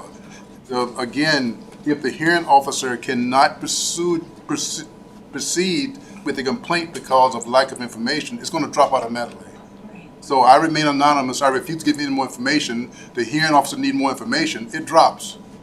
But if I file a complaint against you and they don't need me anymore, then it will proceed. So it's already built into the regulation already. But we gotta be careful when people perceive that my name is gonna get out there. Nobody will file a complaint, and if that's our goal, to not have any complaints, then let's move this amendment. But I think we ought to leave it at anonymous and have the hearing officer, city clerk, and attorney decide whether they can proceed with or without that information, and if they can't, it drops automatically. Nothing happened. Colleen? Thank you, Madam Mayor. I know that we had talked about this at the last time that we had a chance to talk about this particular subject. And when you're looking at an ethics complaint, much like you would look at, for example, in my history, the ethics violations from the state level, what was found was that you don't want the complainant coming forward and knowing their name, because what you find is there's an emotional connotation now connected to that. You now kind of don't protect yourself in having to kind of fight this ethics complaint. And then also the person that has complained, they now are in a vulnerable situation, because you're in a position of power as an elected official. You just are. And so that person now has the fear of, filing a complaint, what would be for retaliation, how could they move forward?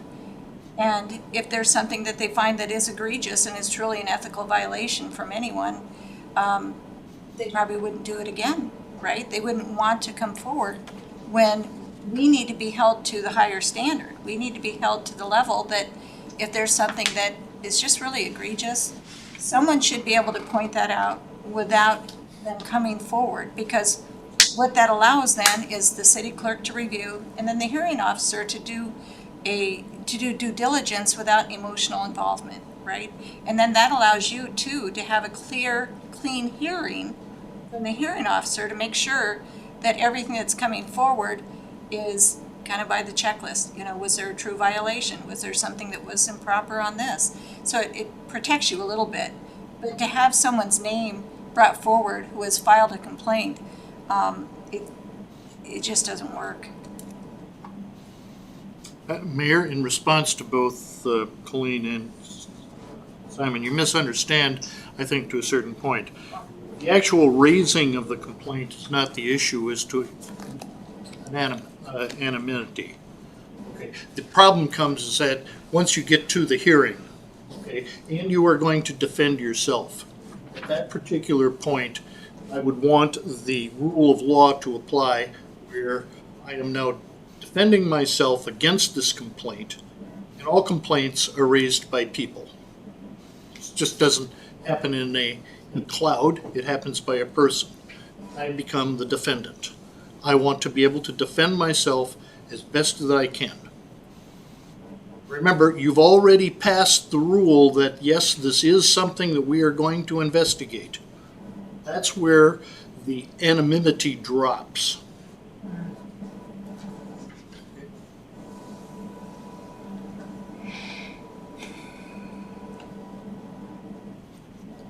Madam Mayor. Mr. Graham? Thank you, Madam Mayor. So looking on page 1 here, the summary statement says, this ordinance creates a code of ethics applicable to the city council, city boards, mayor, city attorney, and city clerk. It doesn't talk about, the deputy administrator or the head of finance or the head of public works or the police department. It talks about those specific individuals or groups.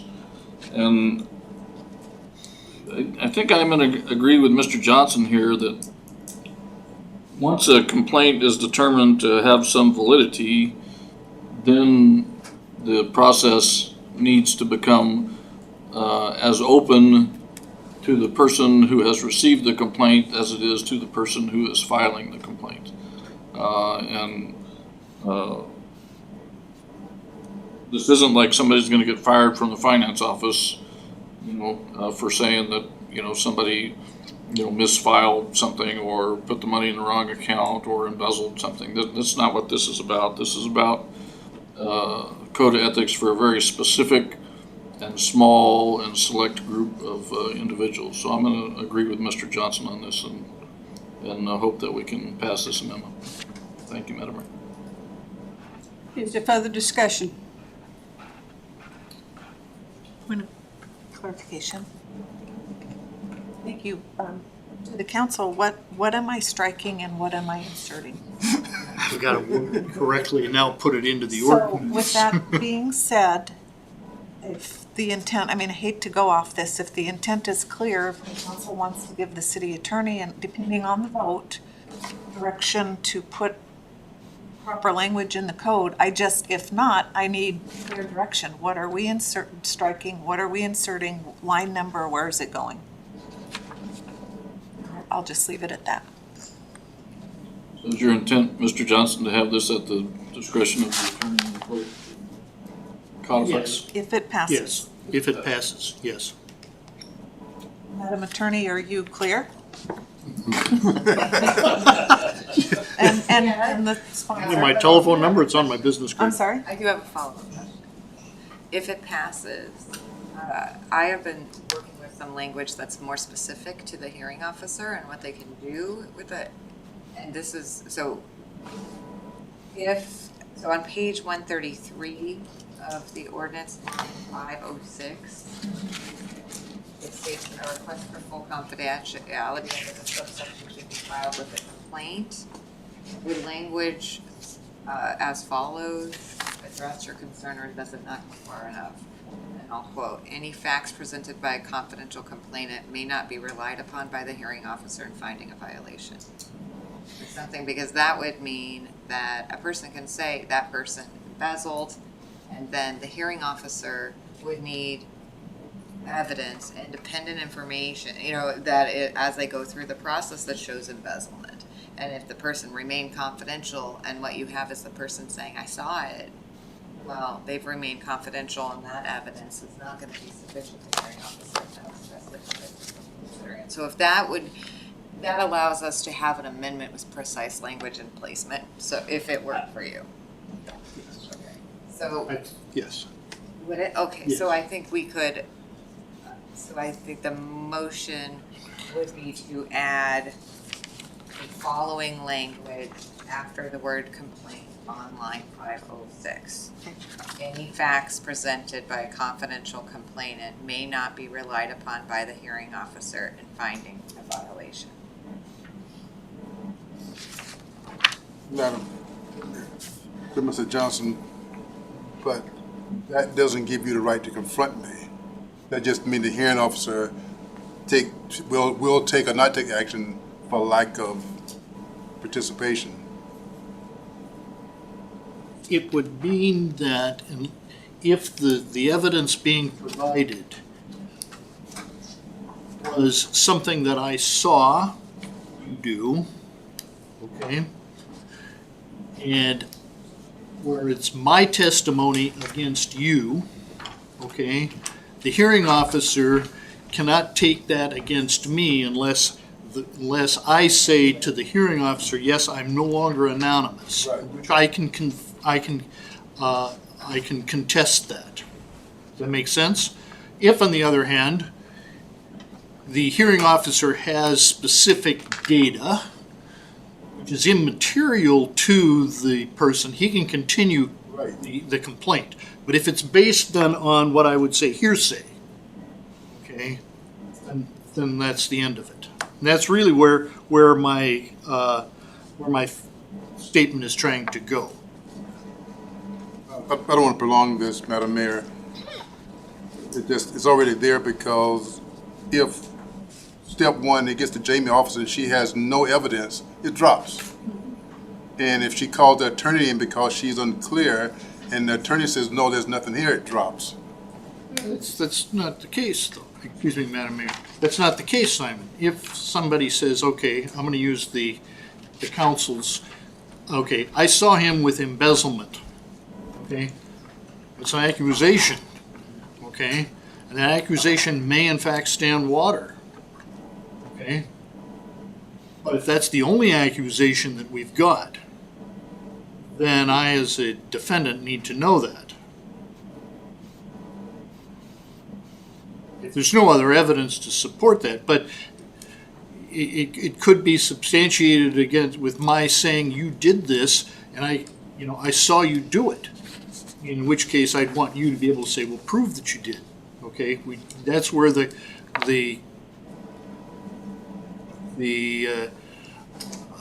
anonymity disappears. Okay, Madam Mayor, I will stop. I don't want to discourage citizens, and I just want us to be careful, so that's all I have. Okay, is there further discussion? Madam Mayor? Mr. Graham?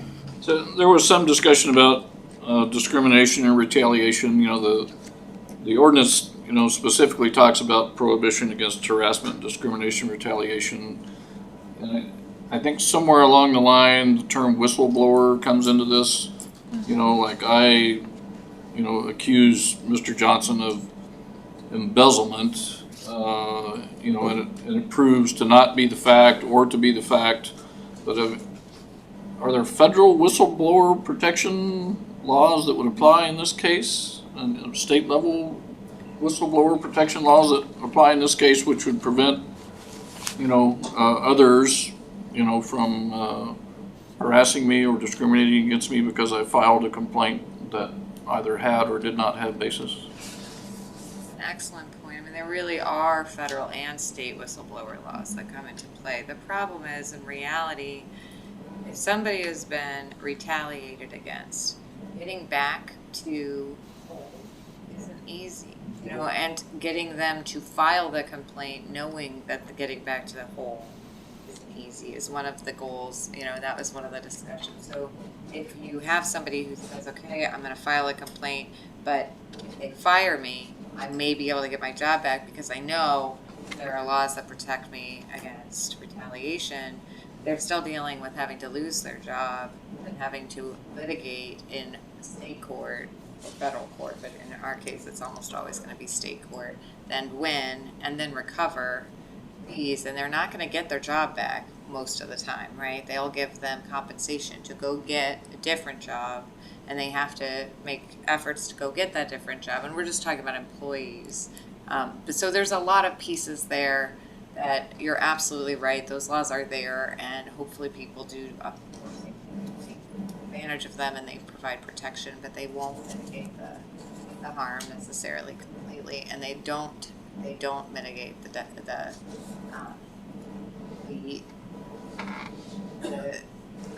deterrence that is created.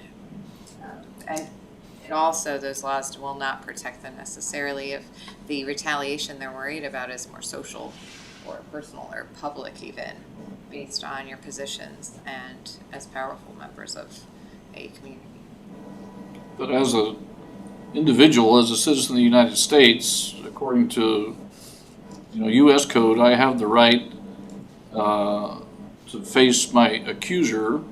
If I go out and I get a parking ticket, and I decide to take it to court, and the person who wrote the ticket doesn't show up, the parking ticket is dismissed. I think that's the same idea that Mr. Johnson is pointing at in this amendment. Am I misreading it, or? No, I think in general, you as a citizen of the United States has due process rights, and they absolutely allow you to face your accuser in many situations. It depends on what the consequence of what you're being accused of is, but you absolutely can face your accuser, which means if somebody files a complaint and all they have is, this is my story of what happened, and I want to remain confidential, it will get dismissed, as Councilmember Brown said, because no hearing officer, based on the process here and based on the due process requirements, is going to find that there's been a violation. If they did, they would be overturned, and it just doesn't. It wouldn't go there because there would not be evidence that the violation occurred, because they would not have. That would be solely hearsay. So, but that said, by adding that sentence, and I did add a word, I added reference to the sole hearsay testimony of a complainant, because they may come in with a pile of papers. And I wanted to make sure if they come in with a pile of papers, the papers can be looked at.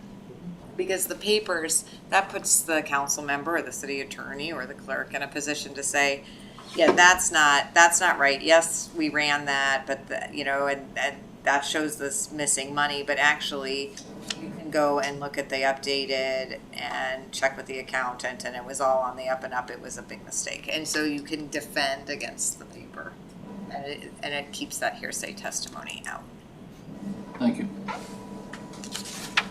Is there further discussion? So, if I may, Madam Mayor, so this is what you're going to be voting on. We're calling this amendment number 2, and it's actually, we're going to add on that line 506, any facts presented only by hearsay testimony of a confidential complaint may not be relied upon by the hearing officer in finding a violation. Amen. Everybody? Madam Mayor, would you like me to take the roll call vote on that? Would you please? Councilmember Graham. I'm sorry. Graham. Okay, I'm sorry, was confused there, as was Councilmember Brown. I'm not an attorney, but I think this amendment puts it in a little more plain language. Yes. Councilmember Johnson. Yes. Councilmember Brown. No. Councilmember Velock. Oh, that's a toughie. Flip a coin. I'm gonna say no. Councilmember Rubio. No. Councilmember Sullivan Leonard. No. Amendment number 2 fails with Councilmembers Graham and Johnson in favor, Councilmember Sullivan Leonard, Brown, Velock, and Rubio opposed. Okay, we are on to amendment number 3. Two. Three. Good. Yeah. Oh, yeah. No. Three. We're on 3. We just, because the other one was withdrawn. Okay. Yes, sir. Thank you. Trying to confuse me. Madam Mayor, the amendment is definition of financial interest. Financial interest is a direct benefit to the individual that is connected to the action taken. This benefit must have a high degree of certainty with a narrow focus to the individual. Actions taken that benefit a large group of people, including the individual making the action, or when the action results are a secondary benefit, which would not be certain at the time of action, does not meet this test. I'll give you an example. We need a There's second. many of them, actually. No. Nope. I need a second. I'll second that. Is there any discussion? And then wait to be called on. Madam Mayor. Mr. Johnson? The way that financial interest is currently defined is that if I have a benefit to me of more than $1,000, I could be in violation of ethics complaint. All right? I vote that we take and pave the Sitna Avenue in front of my particular apartment complex, or my condo, and it raises the value of my particular condo, along with everybody else, by $10,000. I'm now in violation of ethics. All right? Now, how many of us have voted for a road improvement project and put money into the budget which might affect your particular property? And you might have a financial benefit for that in the future. We all have. We all voted for parks. We've all improved our community, which in essence could then be a financial interest to us. So the object of this amendment is to make it narrowly focused so that such actions would not be taken back at us as a specific financial benefit to us, because the action that we are approving is for the city as a whole. Yes, we are part of it. But we will be excluded because the action is not specific. Item number 2. I'm going to make this very personal. Tim Johnson votes to improve the Wasilla Airport. As a result of the airport improvement, Tim Johnson gets a contract with Ryanair for certification of an aircraft that can land on that particular runway. It could happen. That's what my job does, okay? But at the time that I vote for the airport improvement, I have no idea whether or not Ryanair is actually interested in coming into our airport or not.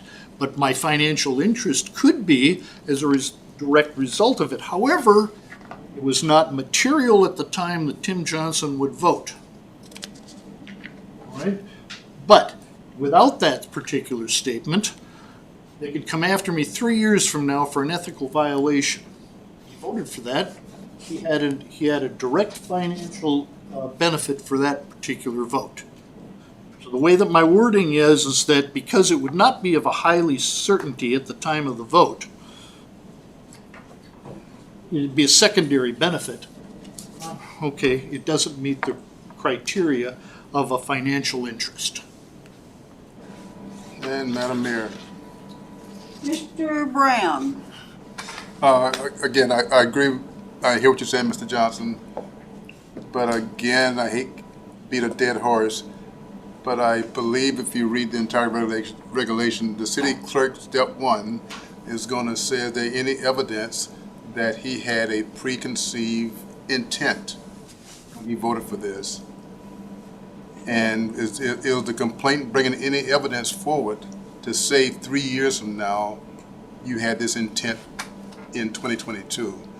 And if the clerk decides, yes, there appear to be some evidence of that, then the city attorney would come in and again the hearing officer. I think the law already covers that. And I won't object to the motion being passed, but again, it's already covered. You're implying from this that you have no faith in the 3 hearing people who are going to hear this, and you want to make a decision for them before it happens. Madam Mayor? Ms. Vlock? And also when you're talking about like paving in front of your street, you would know that at the time of the vote and you would recuse yourself. Yeah, you would. I mean, because we're told we're to do that. If something directly, we've had these discussions too about paving, actually, the exact same thing. And we had a council member whose one of the roads were involved and he had to recuse himself. So I would think you would recuse yourself from the vote because you could stand to benefit. Is that true? I mean, sometimes, and sometimes it is a general, but it is true. It's true that the process for declaring the conflict of interest, you'd recuse yourself, or you'd raise it and you wouldn't have to recuse yourself. And it really is, and you also have the advisory opinion piece, but I think I can make you happy in part, and then I'll make you very sad because there's another piece. But on page 115 at line 82, your thoughts on this, I think, are important. That's exactly what we did incorporate. So it says, a financial interest does not include any interest or control that is the equivalent of or arises from an interest held by all members of the public or a substantial class of persons to which that person belongs as a member of a profession, occupation, industry, or region.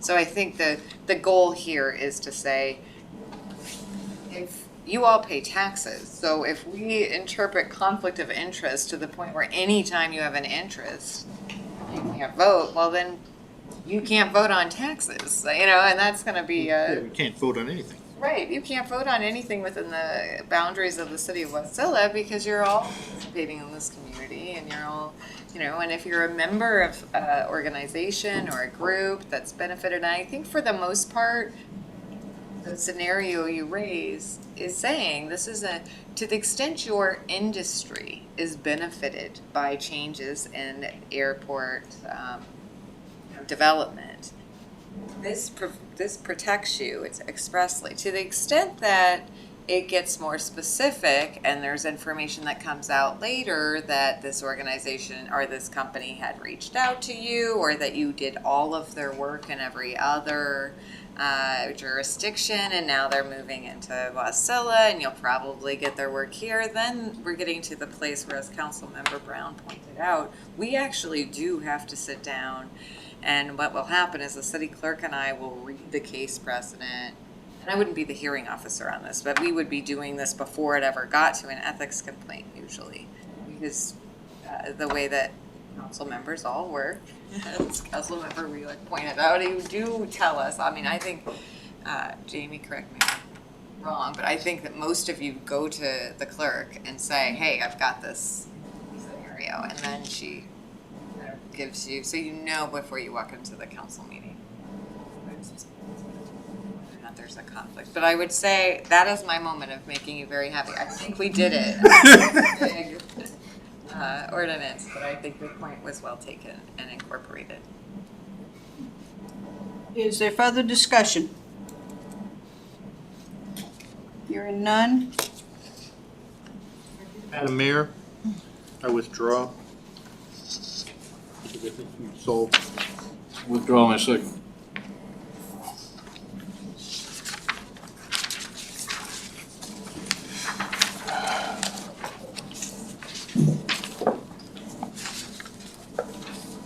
Okay, we are back to the main motion as amended.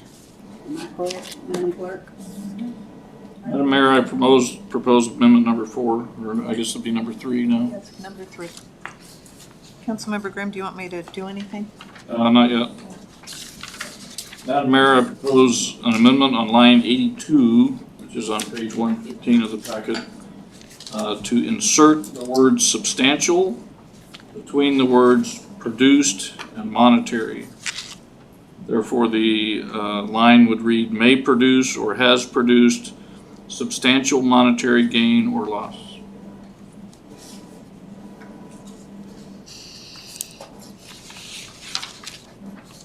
Is that clear, Madam Clerk? Is there a second? second by Councilman Johnson. Is there discussion? Madam Mayor, all I'm trying to do is make the wording consistent throughout the ordinance here. Here we talk about a person or a member of that household which may produce or has produced a monetary gain or loss. There's no definition, 1 cent or $10,000, whereas later in the ordinance on the next page, still in the definitions, we're talking about substantial, and we have defined a number there. So I would just like to be consistent throughout the ordinance by defining, not by defining, but by using the same term, substantial monetary gain or loss. Thank you, Madam Mayor. Madam Attorney? Yes, I see the goal here. The only thing I would say is this definition is for financial interest. We later go on and talk about how a substantial financial interest is prohibited. And that is why we have our numbers in the definition for substantial financial interest.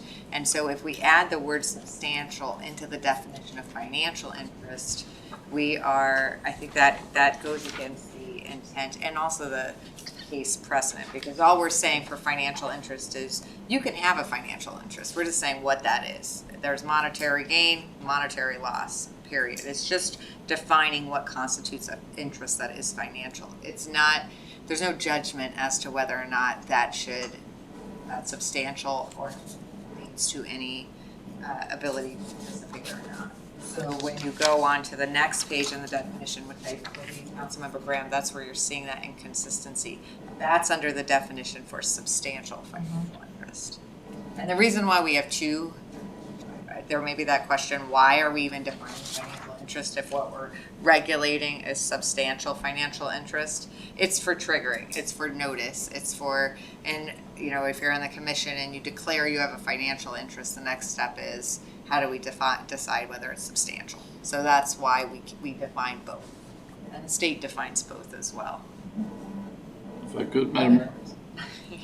Mr. Graham? So, again, to the attorney, would this not open us up to, if my son gets $100 because he mowed the park next door, well, that's a financial interest. Is it substantial enough to warrant a complaint? And I think under this set of definitions, that could warrant a complaint, a valid complaint. Not a complaint, because nothing bad happens to you for having a financial interest. You have lots of them. But you disclosing at some point that your son mows the lawn for one of the applicants, and it depends on what the disclosure, so the language regarding when you disclose a conflict of interest in that process, it's very specific as to, so usually I believe, for both, we can go through each one, but it usually goes to a substantial financial interest, so. Thank you, Madam Attorney. I withdraw my amendment. Okay.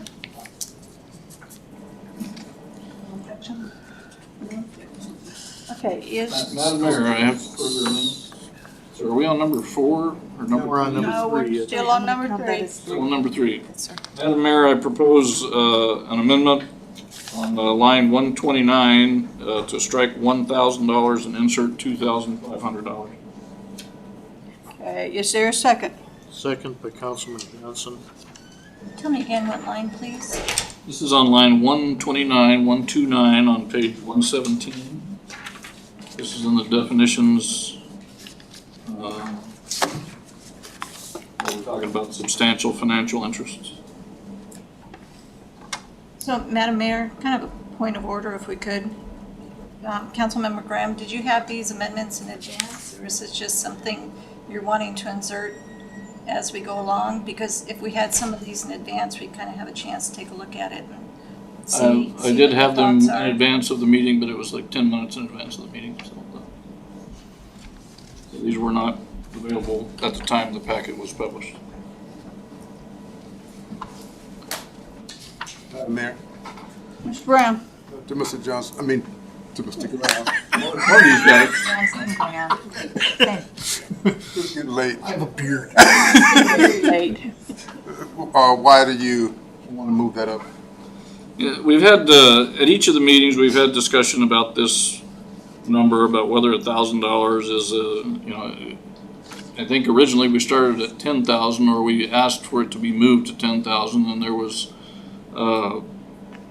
considerable discussion, not on the 10,000 number, but on the fact that $1,000 is just too low. And when we're talking about a substantial financial interest, we're defining that as $1,000 or more. I just don't think that's a substantial financial interest to most of the persons to whom this ordinance would apply. I think $2,500 is a more realistic number to define something that is substantial. Thank you. Thank you, Mr. Brown. Is there further discussion? Madam Mayor?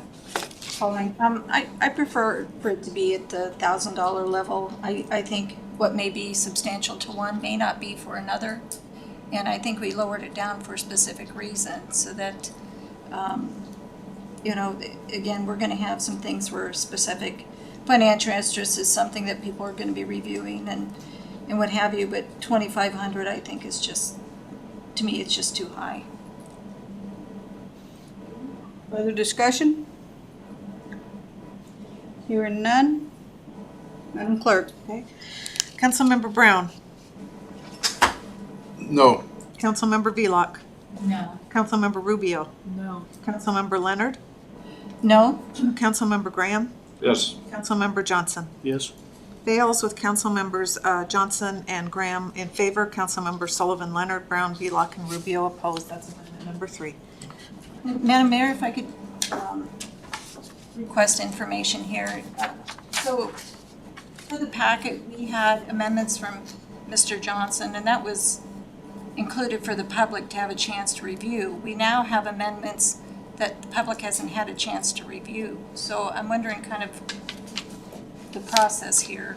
Okay, Mr. Graham, how many more amendments do you have?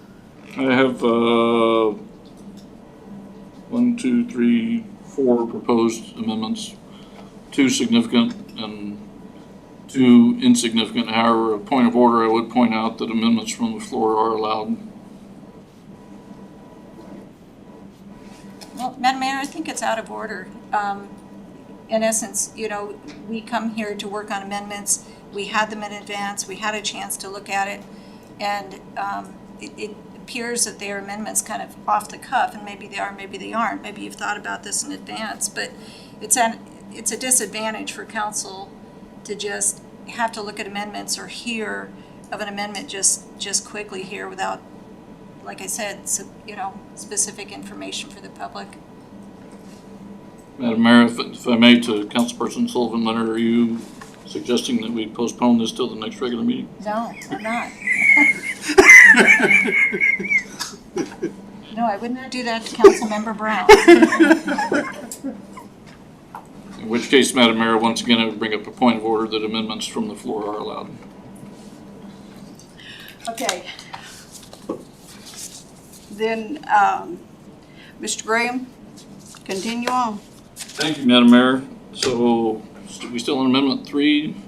Now we're on 4. Number 4. Failed. So, Madam Mayor, I propose Amendment number 4, which begins on line 132 of the same paragraph and strikes the words "and identifies why and how the specific circumstances rebut the presumption that a financial interest is substantial." Okay, is there a second? And Madam Clerk, I think you have that one on your typed stuff there, if you wanted to hand that out to make it easier for some people, that'd be great. Is there a second to the amendment? Second, Johnson.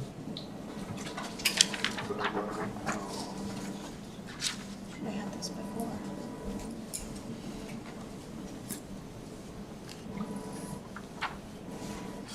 Madam Mayor, to Mr. Graham again, and why?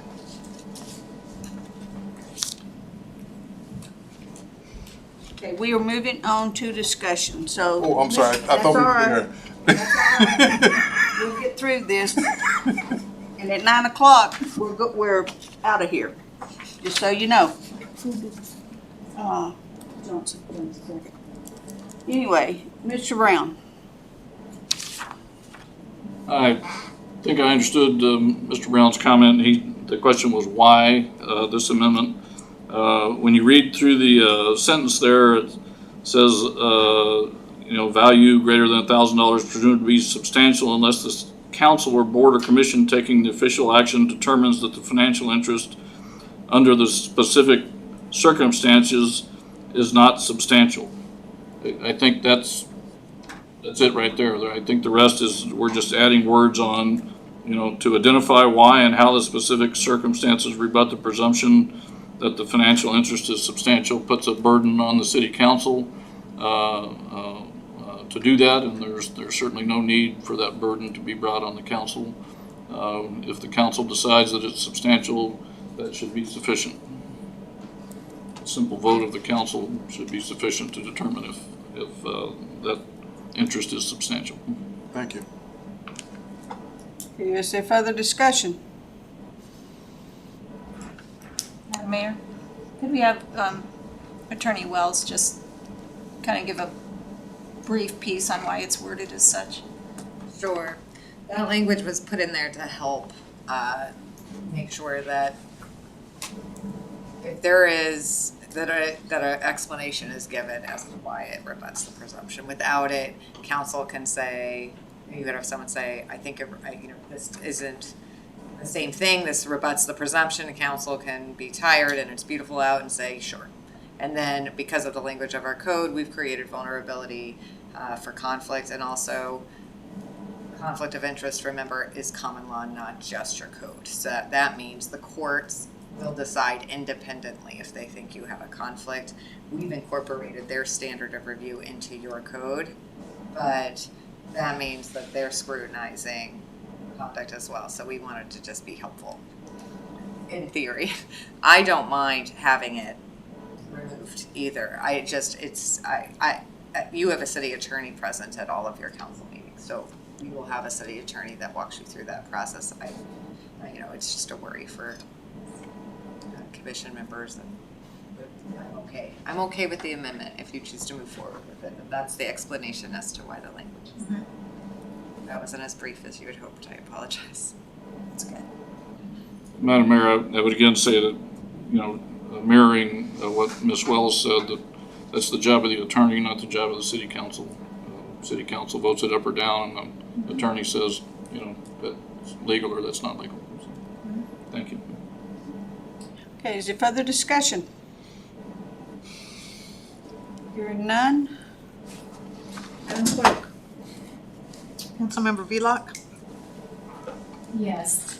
Councilmember Rubio, Yes. Councilmember Sullivan Leonard, Yes. Councilmember Graham, Yes. Councilmember Johnson, Yes. Councilmember Brown. Yes. Amendment number 4 passes unanimously. Councilmember Sullivan Leonard, Graham, Johnson, Brown, Vlock, and Rubio in support. Madam Mayor, I propose amendment number 5. Amendment number 5 is on line 174. For amendment number 5, we would. Do you want a second on Sure. that? Well, I'm not giving it to you, but somebody might. I haven't read the amendment yet. Would you like me to read the amendment or just? Oh, go ahead, please. Thank you. So, amendment number 5, once again, Madam Mayor, on line 175, at the, where are we at here?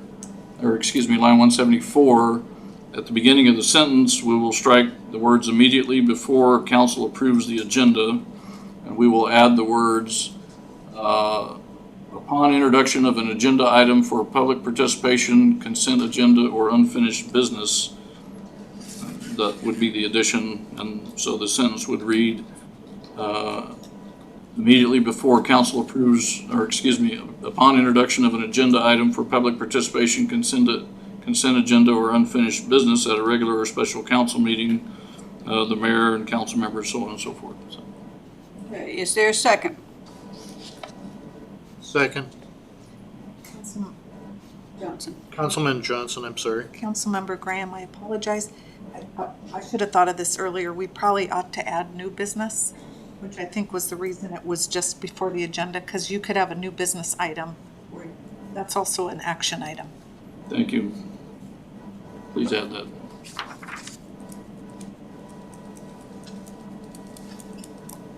Is that all right with the second? Yes. Okay, discussion. Madam Mayor, the way this reads, the only way we could take a look at this is if we do it at the approval of the agenda stage of the council meeting. What this does is it allows us at any stage of the council meeting to bring this forward. Madam Attorney. One of my concerns is that if you're able to bring it up later, we can't control when public comment occurs and when the object or when the item is going to be discussed and when it's going to be part of the meeting. It may be later on the agenda, it may come up during a public comment period before the agenda or through a report. That's why traditionally it's done at the approval of the agenda. That said, if it is missed and then a council member says, wait a minute, I actually have a conflict here, and you didn't see it, there's no harm in that. And you'll just go through your Robert's Rules of Order procedure with your clerk to make sure that you declare the conflict. And there's no legal significance to when you do it, except for ensuring that you do it before any discussion is taken, and you don't have the ability to control when the discussion happens. So that's the dance that leads. So I would recommend this one stay with approval of the agenda or a motion that allows the clerk and I to work on a way of just flagging that ability to raise it later when it, before the item is that the conflict pertains to. Because the other thing is here, the way that it's written, it would allow you to raise it at, say, consent agenda, even though it came up during new business, or at unfinished business, even though it came up at consent agenda, right? However, it does say upon introduction of an agenda item. For public participation, right, so it's sort of. So once it is introduced, then that conflict would need to be declared or presented. But it doesn't, so it would have to say upon introduction of an agenda item, so immediately before council approves it, there's no qualifier. So we just have to add a qualifier. So you declare a conflict before introduction of an agenda item on which you may have a conflict before, maybe that's all you say. Because when you have the laundry list of public participation, consent agenda, and unfinished business, it's not tying it to the item itself. Could you please suggest simpler words? Do you guys want to just simply strike and just have it read at any regular or special meeting, the mayor, and then you're going to add the mayor council member shall declare the financial interest in any matter appearing on the agenda. Before consideration of that item by council. How about that? That does what I'm aiming for and what you're. First time in several years I agree with you, Madam Attorney. Consideration of the item. Yes, before consideration of that. Okay, is there further discussion? Hearing none. Madam Clerk. So, okay, I'm going to read that back just so I have it. Okay. So what we're going to do is we're going to strike immediately before the council approves the agenda, so that on 174, it's going to read, at a regular or special meeting, the mayor and each council member shall declare any financial interest in a matter appearing on the agenda before consideration of the item and ask to be excused. On and on. Everybody good? That item. Yes. Is that what you said? Of that item. Councilmember Rubio. Yes. Councilmember Sullivan Leonard. Yes. Councilmember Graham. Yes. Councilmember Johnson. Yes. Councilmember Brown. Yes. Councilmember Vila. Yes. Amendment number 5 passes unanimously. Councilmember Sullivan Leonard, Graham, Johnson, Brown, Velock, and Rubio in support. We'll look at that tomorrow, make sure it's grammatically correct. And if there's no objection, may tweak it just a hair. Okay. Madam Mayor, I propose amendment number 6. Is that where we're at? Madam Mayor, on line 175, I would like to add the words, following council member, I would like to add the words, and each city official. So then the line would read, Mayor, each council member, and each city official shall declare any financial interest in a matter. Is there a second? Second by Councilman Johnson. Is there discussion? Yes, it is. Madam Mayor, right up front, it says this code of ethics applies to specific people, and in the definitions, it defines city officials as the city clerk and the city attorney. So if there is a conflict of interest with those persons, they should be declined. They should be described as well. Thank you. Further discussion? We heard from I the got a- attorney. Yeah, I got a question, but maybe I misunderstood what he said. Go ahead. Go.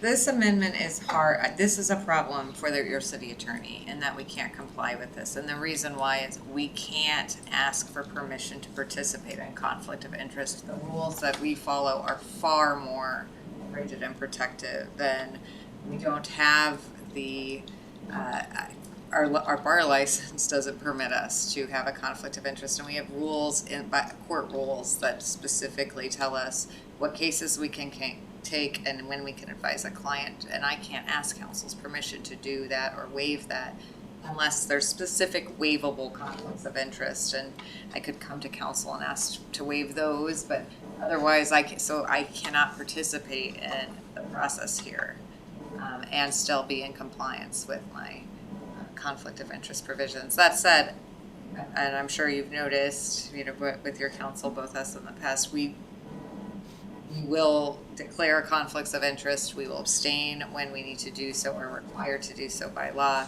If it's waivable, we will bring it to council or the mayor, whichever is appropriate for the item. The city clerk has similar rules governing their conflicts of interest, I believe, as well. But so that is one of the reasons why we cannot participate with a conflict of interest. So we didn't include ourselves in this process because we're governed by others.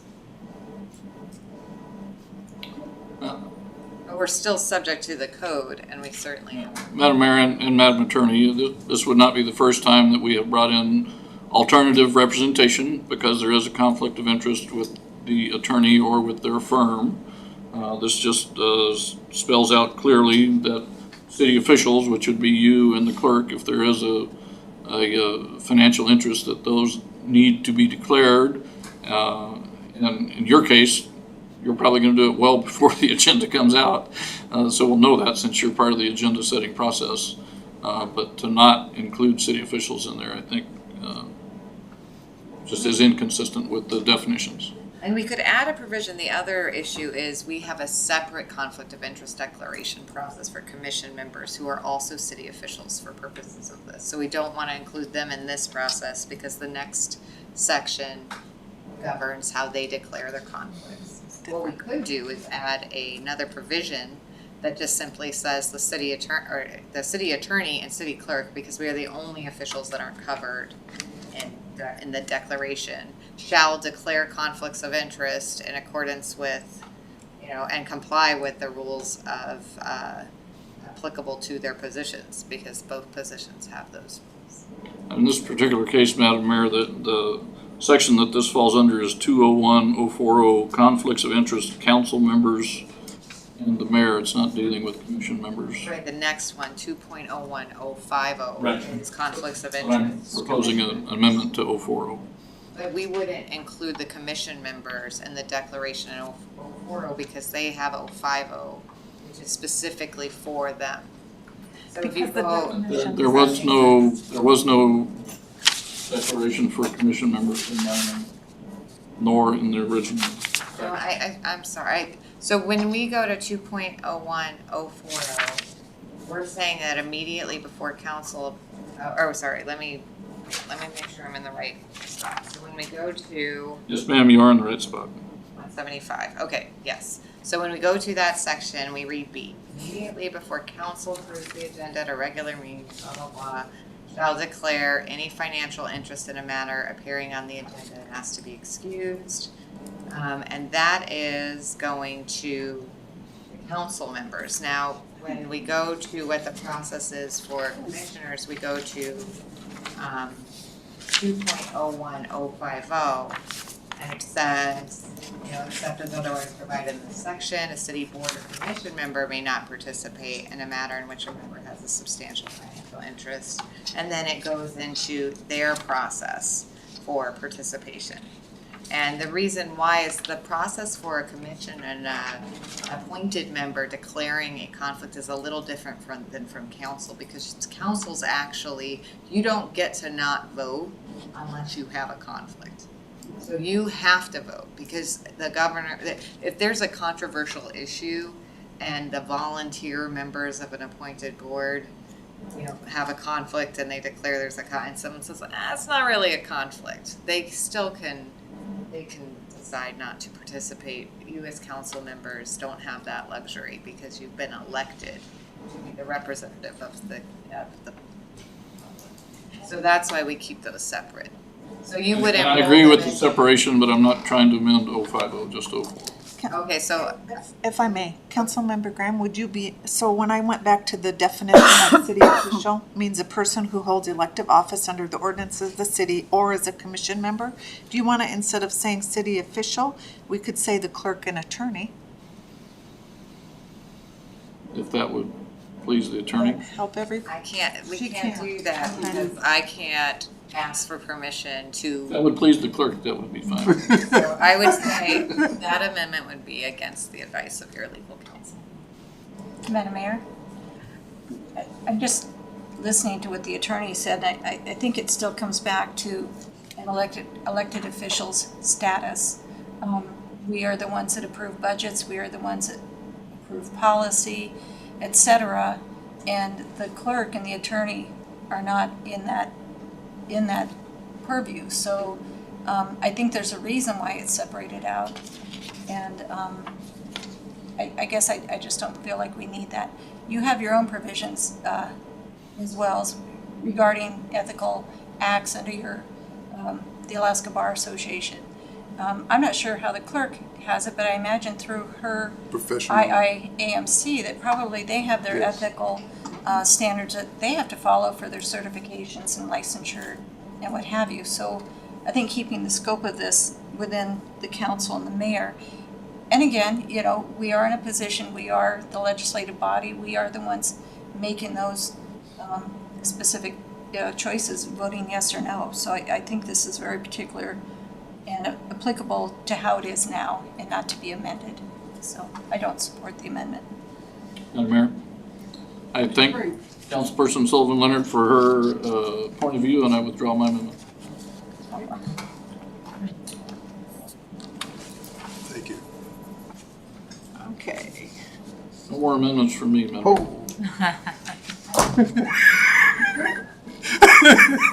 Feel of his head, Simon.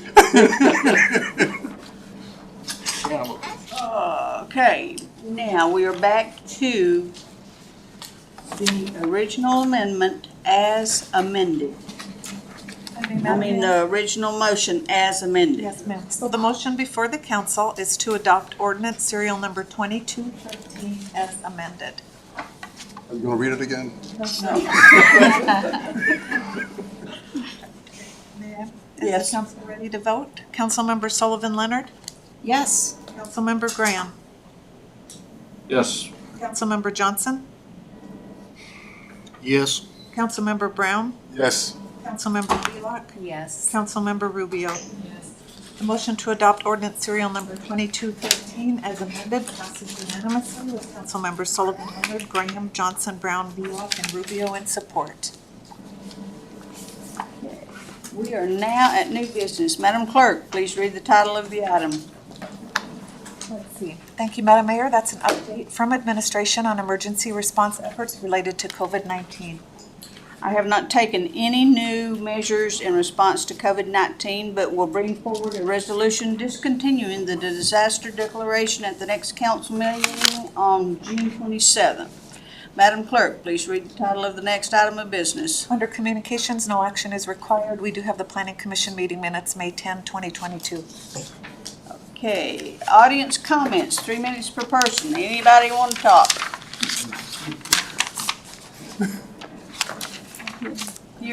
Seeing nobody coming forward, we are now at Mayor, Clerk, Attorney, Council comments. Please keep your closing remarks limited to 3 minutes. Madam Clerk.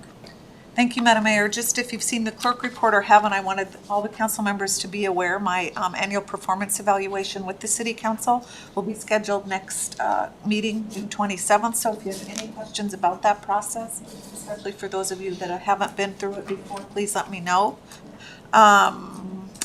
AML Summer Legislative Conference meeting in Sitka. If you'd like to attend that, if you could contact Benji or Sarah in my office sooner than later, that would be great. I am concerned with the schedule changes and cancellations with Alaska Airlines, that maybe some of the flights you want to take will not be available if we continue to delay it. So that would be great. And what else? Upcoming candidate filing period, July 18th through the 29th. Council seats D and F are up for election. So anybody interested in running for city council, contact my office, and then you have the candidate filing period, and we'll see you all June 27th next meeting. Madam Attorney. Councilmember Graham.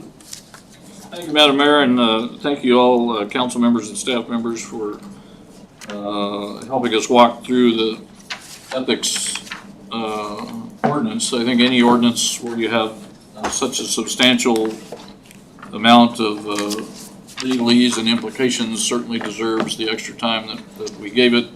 And I would just remind people that any ordinance on the books can be amended at any time, so if you didn't get your way tonight, it's not a big deal. You can bring it up if you find better justification for whatever it is that we were trying to do there. So I appreciate the huge crowd tonight. That's really nice to see everybody here.